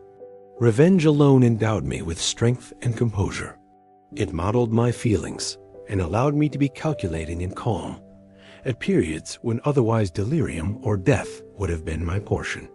My first resolution was to quit Geneva forever. My country, which, when I was happy and beloved, was dear to me, now in my adversity became hateful. I provided myself with a sum of money, together with a few jewels which had belonged to my mother, and departed. And now my wanderings began, which are to cease but with life. I have traversed a vast portion of the earth, and have endured all the hardships which travelers, in deserts and barbarous countries, are wont to meet. How I have lived, I hardly know. Many times have I stretched my failing limbs upon the sandy plain, and prayed for death. But revenge kept me alive. I dared not die, and leave my adversary in being. When I quitted Geneva, my first labor was to gain some clue by which I might trace the steps of my fiendish enemy. But my plan was unsettled, and I wandered many hours around the confines of the town, uncertain what path I should pursue. As night approached, I found myself at the entrance of the cemetery, where William, Elizabeth, and my father reposed. I entered it, and approached the tomb which marked their graves. Everything was silent, except the leaves of the trees, which were gently agitated by the wind. The night was nearly dark, and the scene would have been solemn and affecting even to an uninterested observer. The spirits of the departed seemed to flit around and to cast a shadow, which was felt but seen not, around the head of the mourner. The deep grief which this scene had at first excited quickly gave way to rage and despair. They were dead, and I lived. Their murderer also lived, and to destroy him I must drag out my weary existence. I knelt on the grass and kissed the earth, and with quivering lips exclaimed, "By the sacred earth on which I kneel, by the shades that wander near me, by the deep and eternal grief that I feel, I swear. And by thee, O night, and by the spirits that preside over thee, I swear to pursue the Diegeman, who caused this misery, until he or I shall perish in mortal conflict. For this purpose I will preserve my life. To execute this dear revenge, will I again behold the sun, and tread the green herbage of earth, which otherwise should vanish from my eyes forever. And I call on you, spirits of the dead, and on you, wandering ministers of vengeance, to aid and conduct me in my work. Let the cursed and hellish monster drink deep of agony. Let him feel the despair that now torments me. I had begun my adjuration with solemnity, and an awe which almost assured me that the shades of my murdered friends heard and approved my devotion. But the furies possessed me as I concluded, and rage choked my utterance. I was answered through the stillness of night by a loud and fiendish laugh. It rung on my ears long and heavily. The mountains re-echoed it, and I felt as if all hell surrounded me with mockery and laughter. Surely in that moment I should have been possessed by frenzy and have destroyed my miserable existence, but that my vow was heard and that I was reserved for vengeance. The laughter died away, when a well-known and abhorred voice, apparently close to my ear, addressed me in an audible whisper. I am satisfied, miserable wretch. You have determined to live, and I am satisfied. I darted towards the spot from which the sound proceeded, but the devil eluded my grasp. Suddenly the broad disk of the moon arose and shone full upon his ghastly and distorted shape as he fled with more than mortal speed. I pursued him, and for many months this has been my task. Guided by a slight clue, I followed the windings of the Rhone, but vainly. The blue Mediterranean appeared, and by a strange chance, I saw the fiend enter by night and hide himself in a vessel bound for the Black Sea. I took my passage in the same ship, but he escaped, I know not how. Amidst the wilds of Tartary and Russia, although he still evaded me, I have ever followed in his track. Sometimes the peasants, scared by this horrid apparition, informed me of his path. Sometimes he himself, who feared that if I lost all trace I should despair and die, often left some mark to guide me. The snows descended on my head, and I saw the print of his huge step on the white plain. To you first entering on life, to whom care is new, and agony unknown, how can you understand what I have felt and still feel? Cold, want, and fatigue were the least pains which I was destined to endure. I was cursed by some devil, and carried about with me my eternal hell. Yet still a spirit of good followed and directed my steps, and when I most murmured, would suddenly extricate me from seemingly insurmountable difficulties. Sometimes when nature, overcome by hunger, sunk under the exhaustion, a repast was prepared for me in the desert that restored and inspirited me. The fare was indeed coarse, such as the peasants of the country ate, but I may not doubt that it was set there by the spirits that I had invoked to aid me. Often, when all was dry, the heavens cloudless, and I was parched by thirst, a slight cloud would bedim the sky, shed the few drops that revived me, and vanish. I followed, when I could, the courses of the rivers, but the liegemen generally avoided these, as it was here that the population of the country chiefly collected. In other places, human beings were seldom seen, and I generally subsisted on the wild animals that crossed my path. I had money with me, and gained the friendship of the villagers by distributing it, or bringing with me some food that I had killed, which, after taking a small part, I always presented to those who had provided me with fire and utensils for cooking. My life, as it passed thus, was indeed hateful to me, and it was during sleep alone that I could taste joy. O blessed sleep! Often, when most miserable, I sank to repose, and my dreams lulled me even to rapture. The spirits that guarded me had provided these moments, or rather hours, of happiness, that I might retain strength to fulfill my pilgrimage. Deprived of this respite, I should have sunk under my hardships. During the day, I was sustained and inspirited by the hope of night, for in sleep I saw my friends, my wife, and my beloved country. Again, I saw the benevolent countenance of my father, heard the silver tones of my Elizabeth's voice, and beheld Clerval enjoying health and youth. Often, when wearied by a toilsome march, I persuaded myself that I was dreaming until night should come, and that I should then enjoy reality in the arms of my dearest friends. What agonizing fondness did I feel for them? How did I cling to their dear forms, as sometimes they haunted even my waking hours, and persuade myself that they still lived. At such moments vengeance, that burned within me, died in my heart, and I pursued my path towards the destruction of the demon, more as a task enjoined by heaven, as the mechanical impulse of some power of which I was unconscious, than as the ardent desire of my soul. What his feelings were whom I pursued, I cannot know. Sometimes, indeed, he left marks in writing on the barks of the trees, or cut in stone, that guided me and instigated my fury. My reign is not yet over. These words were legible in one of these inscriptions. You live, and my power is complete. Follow me. I seek the everlasting ices of the north, where you will feel the misery of cold and frost, to which I am impassive. You will find near this place, if you follow not too tardily, a dead hare. Eat and be refreshed. Come on, my enemy. We have yet to wrestle for our lives, but many hard and miserable hours must you endure, until that period shall arrive. Scoffing devil, again do I vow vengeance. Again do I devote thee, miserable fiend, to torture and death. Never will I omit my search, until he or I perish. And then with what ecstasy shall I join my Elizabeth, and those who even now prepare for me the reward of my tedious toil and horrible pilgrimage.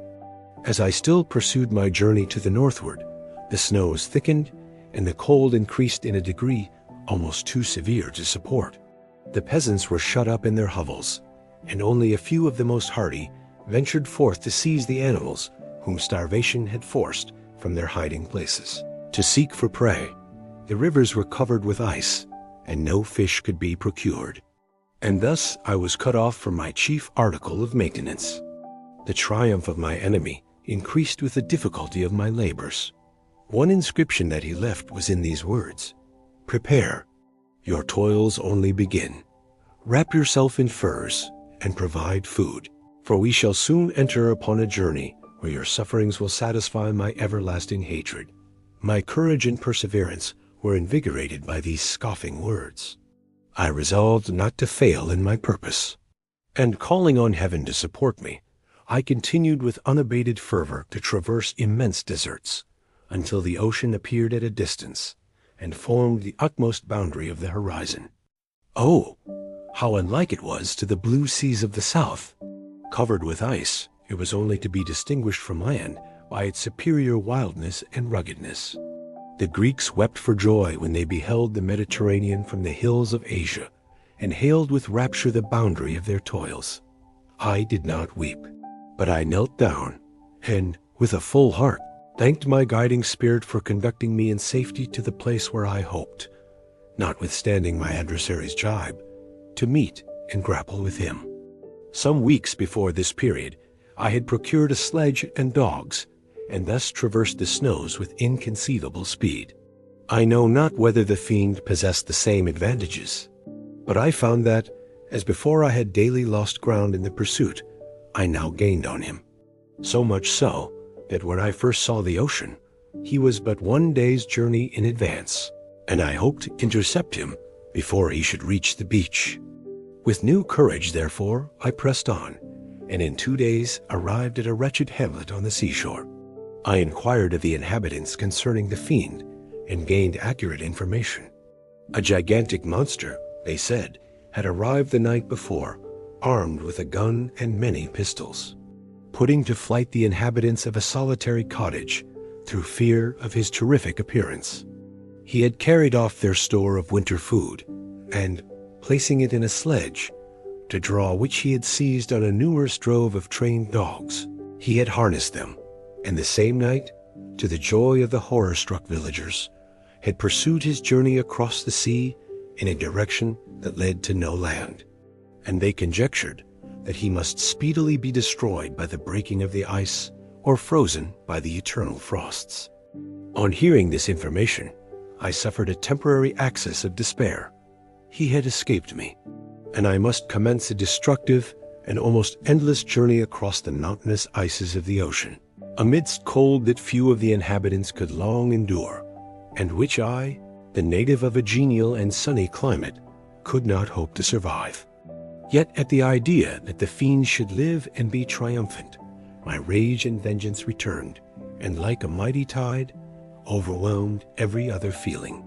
After a slight repose, during which the spirits of the dead hovered round and instigated me to toil and revenge, I prepared for my journey.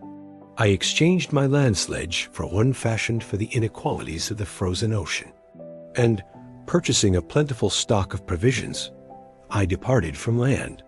I cannot guess how many days have passed since then, but I have endured misery, which nothing but the eternal sentiment of a just retribution, burning within my heart, could have enabled me to support. Immense and rugged mountains of ice often barred up my passage, and I often heard the thunder of the ground sea, which threatened my destruction. But again the frost came and made the paths of the sea secure. By the quantity of provision which I had consumed, I should guess that I had passed 3 weeks in this journey, and the continual protraction of hope, returning back upon the heart, often wrung bitter drops of despondency and grief from my eyes. Despair had indeed almost secured her prey, and I should soon have sunk beneath this misery, when once, after the poor animals that carried me had with incredible toil gained the summit of a sloping ice mountain, and one sinking under his fatigue died, I viewed the expanse before me with anguish, when suddenly my eye caught a dark speck upon the dusky plain. I strained my sight to discover what it could be, and uttered a wild cry of ecstasy when I distinguished a sledge and the distorted proportions of a well-known form within. Oh, with what a burning gush did hope revisit my heart! Warm tears filled my eyes, which I hastily wiped away, that they might not intercept the view I had of the Diegeman. But still my sight was dimmed by the burning drops, until, giving way to the emotions that oppressed me, I wept aloud. But this was not the time for delay. I disencumbered the dogs of their dead companion, gave them a plentiful portion of food, and after an hour's rest, which was absolutely necessary, and yet which was bitterly irksome to me, I continued my route. The sledge was still visible, nor did I again lose sight of it, except at the moments when for a short time some ice rock concealed it with its intervening crags. I indeed perceptibly gained on it, and when, after nearly 2 days' journey, I beheld my enemy at no more than a mile distant, my heart bounded within me. But now, when I appeared almost within grasp of my enemy, my hopes were suddenly extinguished, and I lost all trace of him more utterly than I had ever done before. A ground sea was heard. The thunder of its progress, as the waters rolled and swelled beneath me, became every moment more ominous and terrific.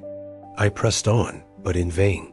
The wind arose, the sea roared, and, as with the mighty shock of an earthquake, it split and cracked with a tremendous and overwhelming sound. The work was soon finished. In a few minutes, a tumultuous sea rolled between me and my enemy, and I was left drifting on a scattered piece of ice that was continually lessening, and thus preparing for me a hideous death. In this manner many appalling hours passed. Several of my dogs died, and I myself was about to sink under the accumulation of distress, when I saw your vessel riding at anchor and holding forth to me hopes of succor and life. I had no conception that vessels ever came so far north, and was astounded at the sight. I quickly destroyed part of my sledge to construct oars, and by these means was enabled, with infinite fatigue, to move my ice raft in the direction of your ship. I had determined, if you were going southward, still to trust myself to the mercy of the seas, rather than abandon my purpose. I hoped to induce you to grant me a boat with which I could still pursue my enemy. But your direction was northward. You took me on board when my vigor was exhausted, and I should soon have sunk under my multiplied hardships into a death, which I still dread, for my task is unfulfilled. Oh, when will my guiding spirit, in conducting me to the Diegeman, allow me the rest I so much desire? Or must I die, and he yet live? If I do, swear to me, Walton, that he shall not escape, that you will seek him, and satisfy my vengeance in his death. Yet, do I dare ask you to undertake my pilgrimage, to endure the hardships that I have undergone? No, I am not so selfish. Yet, when I am dead, if he should appear, if the ministers of vengeance should conduct him to you, swear that he shall not live, swear that he shall not triumph over my accumulated woes, and live to make another such a wretch as I am. He is eloquent and persuasive, and once his words had even power over my heart. But trust him not. His soul is as hellish as his form, full of treachery and fiend-like malice. Hear him not. Call on the manes of William, Justine, Clerval, Elizabeth, my father, and of the wretched Victor, and thrust your sword into his heart. I will hover near, and direct the steel aright. Walton, in continuation. August 26, 17. You have read this strange and terrific story, Margaret, and do you not feel your blood congealed with horror, like that which even now curdles mine? Sometimes, seized with sudden agony, he could not continue his tale. At others, his voice broken, yet piercing, uttered with difficulty the words so replete with agony. His fine and lovely eyes were now lighted up with indignation, now subdued to downcast sorrow, and quenched in infinite wretchedness. Sometimes he commanded his countenance and tones, and related the most horrible incidents with a tranquil voice, suppressing every mark of agitation. Then, like a volcano bursting forth, his face would suddenly change to an expression of the wildest rage, as he shrieked out imprecations on his persecutor. His tale is connected, and told with an appearance of the simplest truth. Yet I own to you that the letters of Felix and Safie, which he showed me, and the apparition of the monster, seen from our ship, brought to me a greater conviction of the truth of his narrative than his asseverations. However earnest and connected such a monster has then really existence, I cannot doubt it. Yet I am lost in surprise and admiration. Sometimes I endeavored to gain from Frankenstein the particulars of his creature's formation, but on this point he was impenetrable. "Are you mad, my friend?" said he, "or whither does your senseless curiosity lead you? Would you also create for yourself and the world a demoniacal enemy? Or to what do your questions tend? Peace, peace. Learn my miseries and do not seek to increase your own." Frankenstein discovered that I made notes concerning his history. He asked to see them, and then himself corrected and augmented them in many places, but principally in giving the life and spirit to the conversations he held with his enemy. "Since you have preserved my narration," said he, "I would not that a mutilated one should go down to posterity." Thus has a week passed away, while I have listened to the strangest tale that ever imagination formed. My thoughts and every feeling of my soul have been drunk up by the interest for my guest, which this tale and his own elevated and gentle manners have created. I wish to soothe him. Yet can I counsel one so infinitely miserable, so destitute of every hope of consolation, to live? Oh no, the only joy that he can now know will be when he composes his shattered feelings to peace and death. Yet he enjoys one comfort, the offspring of solitude and delirium. He believes that, when in dreams he holds converse with his friends, and derives from that communion consolation for his miseries, or excitements to his vengeance, that they are not the creations of his fancy, but the real beings who visit him from the regions of a remote world. This faith gives a solemnity to his reveries that render them to me almost as imposing and interesting as truth. Our conversations are not always confined to his own history and misfortunes. On every point of general literature, he displays unbounded knowledge and a quick and piercing apprehension. His eloquence is forcible and touching. Nor can I hear him when he relates a pathetic incident or endeavors to move the passions of pity or love without tears. What a glorious creature must he have been in the days of his prosperity, when he is thus noble and godlike in ruin. He seems to feel his own worth and the greatness of his fall. "When younger," said he, "I felt as if I were destined for some great enterprise. My feelings are profound, but I possessed a coolness of judgment that fitted me for illustrious achievements. This sentiment of the worth of my nature supported me when others would have been oppressed, for I deemed it criminal to throw away, in useless grief, those talents that might be useful to my fellow creatures. When I reflected on the work I had completed, no less a one than the creation of a sensitive and rational animal, I could not rank myself with the herd of common projectors. But this feeling, which supported me in the commencement of my career, now serves only to plunge me lower in the dust. All my speculations and hopes are as nothing. And, like the archangel who aspired to omnipotence, I am chained in an eternal hell. My imagination was vivid, yet my powers of analysis and application were intense. By the union of these qualities, I conceived the idea and executed the creation of a man. Even now I cannot recollect, without passion, my reveries while the work was incomplete. I trod heaven in my thoughts, now exulting in my powers, now burning with the idea of their effects. From my infancy, I was imbued with high hopes and a lofty ambition. But how am I sunk? Oh, my friend, if you had known me as I once was, you would not recognize me in this state of degradation. Despondency rarely visited my heart. A high destiny seemed to bear me on until I fell, never, never again to rise. Must I then lose this admirable being? I have longed for a friend. I have sought one who would sympathize with and love me.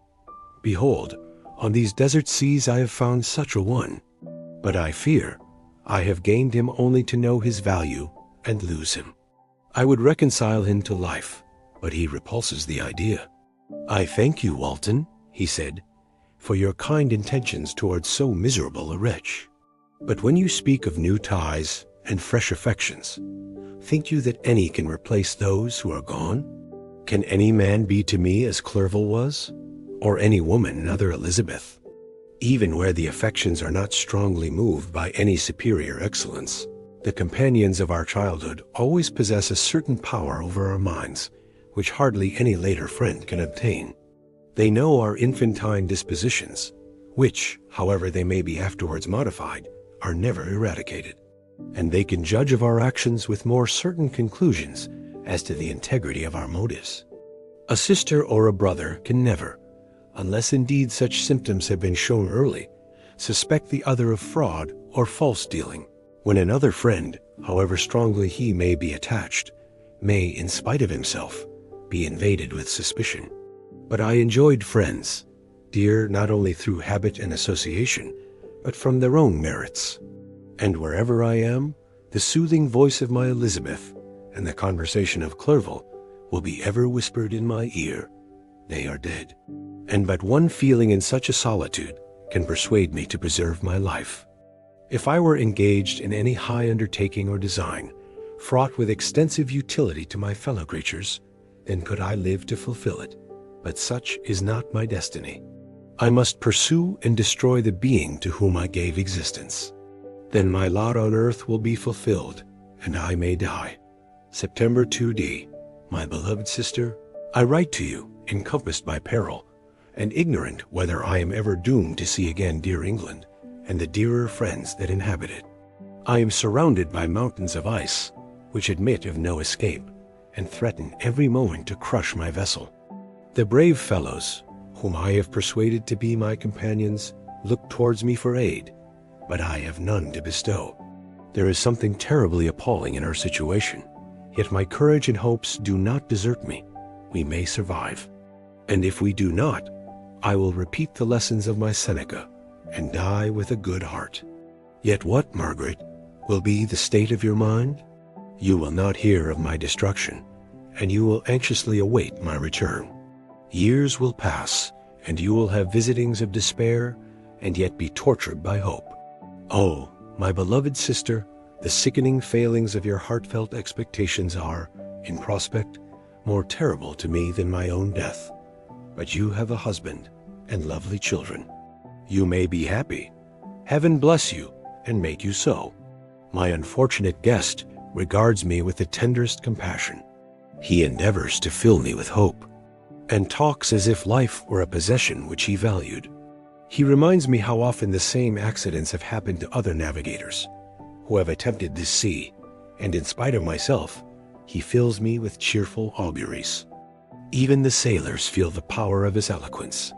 When he speaks, they no longer despair. He rouses their energies, and while they hear his voice, they believe these vast mountains of ice are molehills, which will vanish before the resolutions of man. These feelings are transitory. Each day's expectation delayed fills them with fear, and I almost dread a mutiny caused by this despair. September 5th. A scene has just passed of such uncommon interest that although it is highly probable that these papers may never reach you, yet I cannot forbear recording it. We are still surrounded by mountains of ice, still in imminent danger of being crushed in their conflict. The cold is excessive, and many of my unfortunate comrades have already found a grave amidst this scene of desolation. Frankenstein has daily declined in health. A feverish fire still glimmers in his eyes. But he is exhausted, and when suddenly roused to any exertion, he speedily sinks again into apparent lifelessness. I mentioned in my last letter the fears I entertained of a mutiny. This morning, as I sat watching the wan countenance of my friend, his eyes half closed, and his limbs hanging listlessly, I was roused by half a dozen of the sailors, who desired admission into the cabin. They entered, and their leader addressed me. He told me that he and his companions had been chosen by the other sailors to come in deputation to me, to make me a demand, which, in justice, I could not refuse. We were immured in ice and should probably never escape. But they feared that if, as was possible, the ice should dissipate and a free passage be opened, I should be rash enough to continue my voyage and lead them into fresh dangers after they might happily have surmounted this.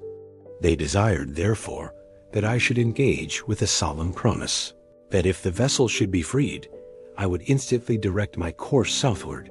This speech troubled me. I had not despaired, nor had I yet conceived the idea of returning if set free. Yet could I, in justice, or even in possibility, refuse this demand? I hesitated before I answered, when Frankenstein, who had at first been silent, and indeed appeared hardly to have force enough to attend, now roused himself. His eyes sparkled, and his cheeks flushed with momentary vigor. Turning towards the men, he said, "What do you mean? What do you demand of your captain? Are you then so easily turned from your design? Did you not call this a glorious expedition? And wherefore was it glorious? Not because the way was smooth and placid as a southern sea, but because it was full of dangers and terror. Because at every new incident, your fortitude was to be called forth, and your courage exhibited. Because danger and death surrounded, and these dangers you were to brave and overcome. For this was it a glorious, for this was it an honorable undertaking. You were hereafter to be hailed as the benefactors of your species, your name adored as belonging to brave men who encountered death for honor and the benefit of mankind.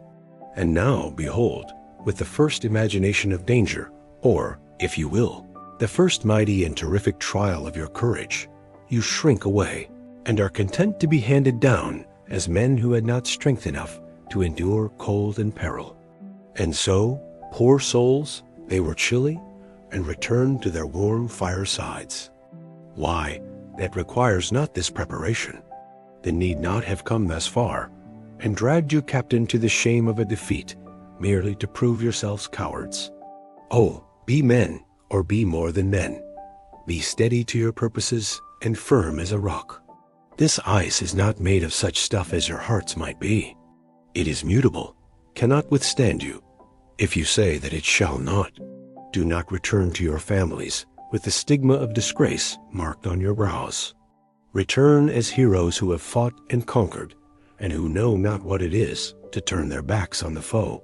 He spoke this with a voice so modulated to the different feelings expressed in his speech, with an eye so full of lofty design and heroism, that can you wonder that these men were moved? They looked at one another and were unable to reply. I spoke. I told them to retire and consider of what had been said, that I would not lead them further north, if they strenuously desired the contrary, but that I hoped that, with reflection, their courage would return. They retired, and I turned towards my friend, but he was sunk in languor and almost deprived of life. How all this will terminate, I know not, but I had rather die than return shamefully, my purpose unfulfilled. Yet I fear such will be my fate. The men, unsupported by ideas of glory and honor, can never willingly continue to endure their present hardships. September 7th. The die is cast. I have consented to return, if we are not destroyed. Thus are my hopes blasted by cowardice and indecision. I come back ignorant and disappointed. It requires more philosophy than I possess to bear this injustice with patience. September 12th. It is past. I am returning to England. I have lost my hopes of utility and glory. I have lost my friend.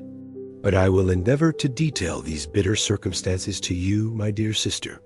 And while I am wafted towards England and towards you, I will not despond. September 19th. The ice began to move, and roarings like thunder were heard at a distance, as the island split and cracked in every direction. We were in the most imminent peril, but as we could only remain passive, my chief attention was occupied by my unfortunate guest, whose illness increased in such a degree that he was entirely confined to his bed. The ice cracked behind us and was driven with force towards the north. A breeze sprung from the west, and on the 11th the passage towards the south became perfectly free. When the sailors saw this, and that their return to their native country was apparently assured, a shout of tumultuous joy broke from them, loud and long continued. Frankenstein, who was dozing, awoke and asked the cause of the tumult. "They shout," I said, "because they will soon return to England. Do you then really return?" "Alas, yes. I cannot withstand their demands. I cannot lead them unwillingly to danger, and I must return. Do so, if you will, but I will not. You may give up your purpose, but mine is assigned to me by heaven, and I dare not.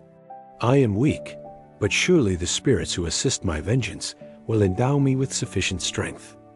Saying this, he endeavored to spring from the bed, but the exertion was too great for him. He fell back and fainted. It was long before he was restored, and I often thought that life was entirely extinct. At length he opened his eyes, but he breathed with difficulty and was unable to speak. The surgeon gave him a composing draught and ordered us to leave him undisturbed. In the meantime he told me that my friend had certainly not many hours to live. His sentence was pronounced, and I could only grieve and be patient. I sat by his bed watching him. His eyes were closed, and I thought he slept.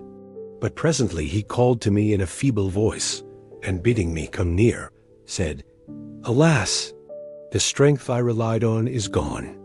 I feel that I shall soon die, and he, my enemy and persecutor, may still be in being. Think not, Walton, that in the last moments of my existence I feel that burning hatred and ardent desire of revenge I once expressed, but I feel myself justified in desiring the death of my adversary. During these last days I have been occupied in examining my past conduct, nor do I find it blamable. In a fit of enthusiastic madness, I created a rational creature, and was bound towards him to assure, as far as was in my power, his happiness and well-being. This was my duty. But there was another still paramount to that.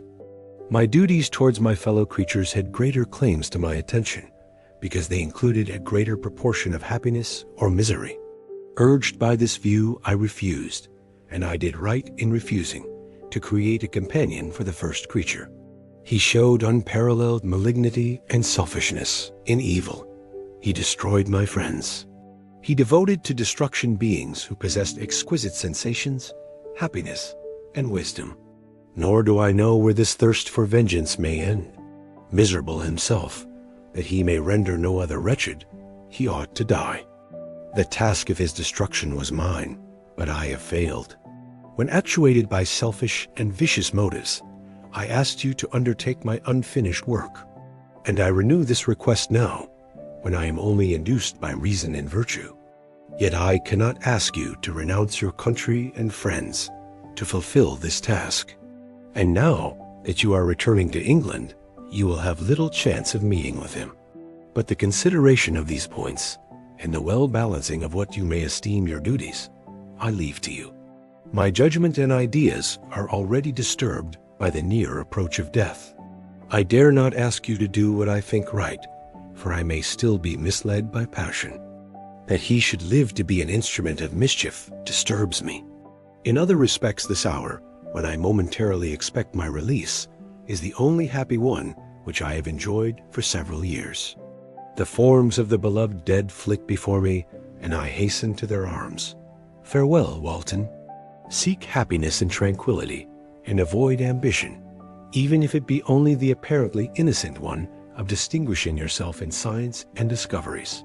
Yet why do I say this? I have myself been blasted in these hopes, yet another may succeed. His voice became fainter as he spoke, and at length, exhausted by his effort, he sunk into silence. About half an hour afterwards, he attempted again to speak, but was unable. He pressed my hand feebly, and his eyes closed forever, while the irradiation of a gentle smile passed away from his lips. Margaret, what comment can I make on the untimely extinction of this glorious spirit? What can I say that will enable you to understand the depth of my sorrow? All that I should express would be inadequate and feeble. My tears flow. My mind is overshadowed by a cloud of disappointment. But I journey towards England, and I may there find consolation. I am interrupted. What do these sounds portend? It is midnight. The breeze blows fairly, and the watch on deck scarcely stir. Again, there is a sound as of a human voice, but hoarser. It comes from the cabin where the remains of Frankenstein still lie. I must arise and examine. Good night, my sister. Great God, what a scene has just taken place! I am yet dizzy with the remembrance of it. I hardly know whether I shall have the power to detail it. Yet the tale which I have recorded would be incomplete without this final and wonderful catastrophe. I entered the cabin where lay the remains of my ill-fated and admirable friend. Over him hung a form which I cannot find words to describe. Gigantic in stature, yet uncouth and distorted in its proportions. As he hung over the coffin, his face was concealed by long locks of ragged hair, but one vast hand was extended, in color and apparent texture like that of a mummy. When he heard the sound of my approach, he ceased to utter exclamations of grief and horror, and sprung towards the window. Never did I behold a vision so horrible as his face, of such loathsome yet appalling hideousness. I shut my eyes involuntarily, and endeavored to recollect what were my duties with regard to this destroyer. I called on him to stay.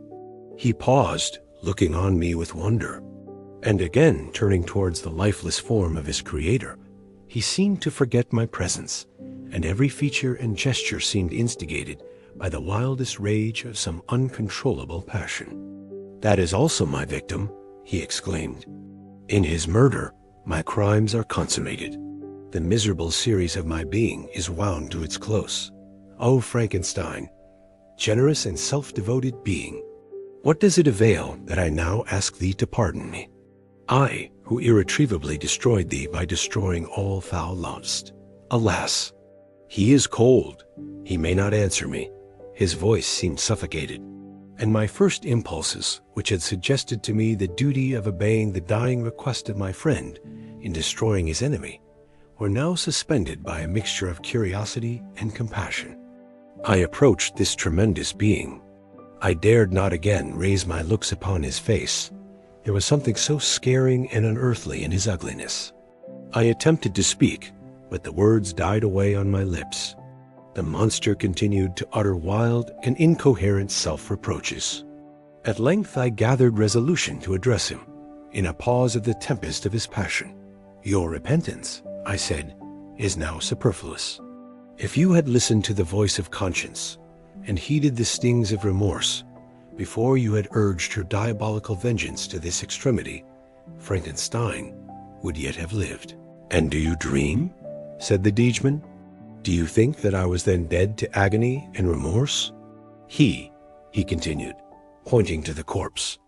He suffered not more in the consummation of the deed. Oh, not the 10,000th portion of the anguish that was mine during the lingering detail of its execution. A frightful selfishness hurried me on, while my heart was poisoned with remorse. Think that the groans of Clerval were music to my ears?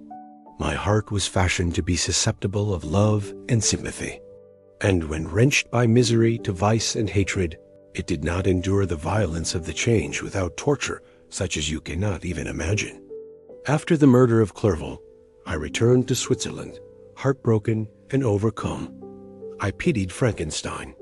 My pity amounted to horror. I abhorred myself. But when I discovered that he, the author at once of my existence and of its unspeakable torments, dared to hope for happiness, that while he accumulated wretchedness and despair upon me, he sought his own enjoyment in feelings and passions from the indulgence of which I was forever barred, then impotent envy and bitter indignation filled me with an insatiable thirst for vengeance. I recollected my threat and resolved that it should be accomplished. I knew that I was preparing for myself a deadly torture, but I was the slave, not the master of an impulse, which I detested, yet could not disobey. Yet, when she died, nay, then I was not miserable. I had cast off all feeling, subdued all anguish to riot in the excess of my despair. Evil thenceforth became my good. Urged thus far, I had no choice but to adapt my nature to an element which I had willingly chosen. The completion of my demoniacal design became an insatiable passion, and now it is ended. There is my last victim. I was at first touched by the expressions of his misery. Yet when I called to mind what Frankenstein had said of his powers of eloquence and persuasion, and when I again cast my eyes on the lifeless form of my friend, indignation was rekindled within me. Wretch, I said, it is well that you come here to whine over the desolation that you have made. You throw a torch into a pile of buildings, and when they are consumed, you sit among the ruins and lament the fall. Hypocritical fiend! If he whom you mourn still lived, still would he be the object. Again would he become the prey of your accursed vengeance. It is not pity that you feel. You lament only because the victim of your malignity is withdrawn from your power. Oh, it is not thus, interrupted the being. Yet such must be the impression conveyed to you by what appears to be the purport of my actions. Yet I seek not a fellow feeling in my misery. No sympathy may I ever find. When I first sought it, it was the love of virtue, the feelings of happiness and affection with which my whole being overflowed, that I wished to be participated. But now, that virtue has become to me a shadow, and that happiness and affection are turned into bitter and loathing despair. In what should I seek for sympathy? I am content to suffer alone, while my sufferings shall endure. When I die, I am well satisfied that abhorrence and opprobrium should load my memory. Once my fancy was soothed with dreams of virtue, of fame, and of enjoyment. Once I falsely hoped to meet with beings who, pardoning my outward form, would love me for the excellent qualities which I was capable of bringing forth. I was nourished with high thoughts of honor and devotion. But now vice has degraded me beneath the meanest animal. No crime, no mischief, no malignity, no misery can be found comparable to mine. When I call over the frightful catalogue of my deeds, I cannot believe that I am he whose thoughts were once filled with sublime and transcendent visions of the beauty and the majesty of goodness. But it is even so. The fallen angel becomes a malignant devil. Yet even that enemy of God and man had friends and associates in his desolation. I am quite alone. You, who call Frankenstein your friend, seem to have a knowledge of my crimes and his misfortunes. But in the detail which he gave you of them, he could not sum up the hours and months of misery which I endured, wasting in impotent passions. For whilst I destroyed his hopes, I did not satisfy my own desires. They were forever ardent and craving. Still I desired love and fellowship, and I was still spurned. Was there no injustice in this? Am I to be thought the only criminal, when all humankind sinned against me? Why do you not hate Felix, who drove his friend from his door with contumely? Why do you not execrate the rustic, who sought to destroy the Savior of his child? Nay, these are virtuous and immaculate beings. I, the miserable and the abandoned, am an abortion, to be spurned at, and kicked, and trampled on. Even now my blood boils at the recollection of this injustice. But it is true that I am a wretch. I have murdered the lovely and the helpless. I have strangled the innocent as they slept, and grasped death his throat, who never injured me or any other living thing. I have devoted my Creator, the select specimen of all that is worthy of love and admiration among men, to misery. I have pursued him even to that irremediable ruin. There he lies, white and cold in death. You hate me, but your abhorrence cannot equal that with which I regard myself. I look on the hands which executed the deed. I think on the heart in which the imagination of it was conceived, and long for the moment when they will meet my eyes, when it will haunt my thoughts no more.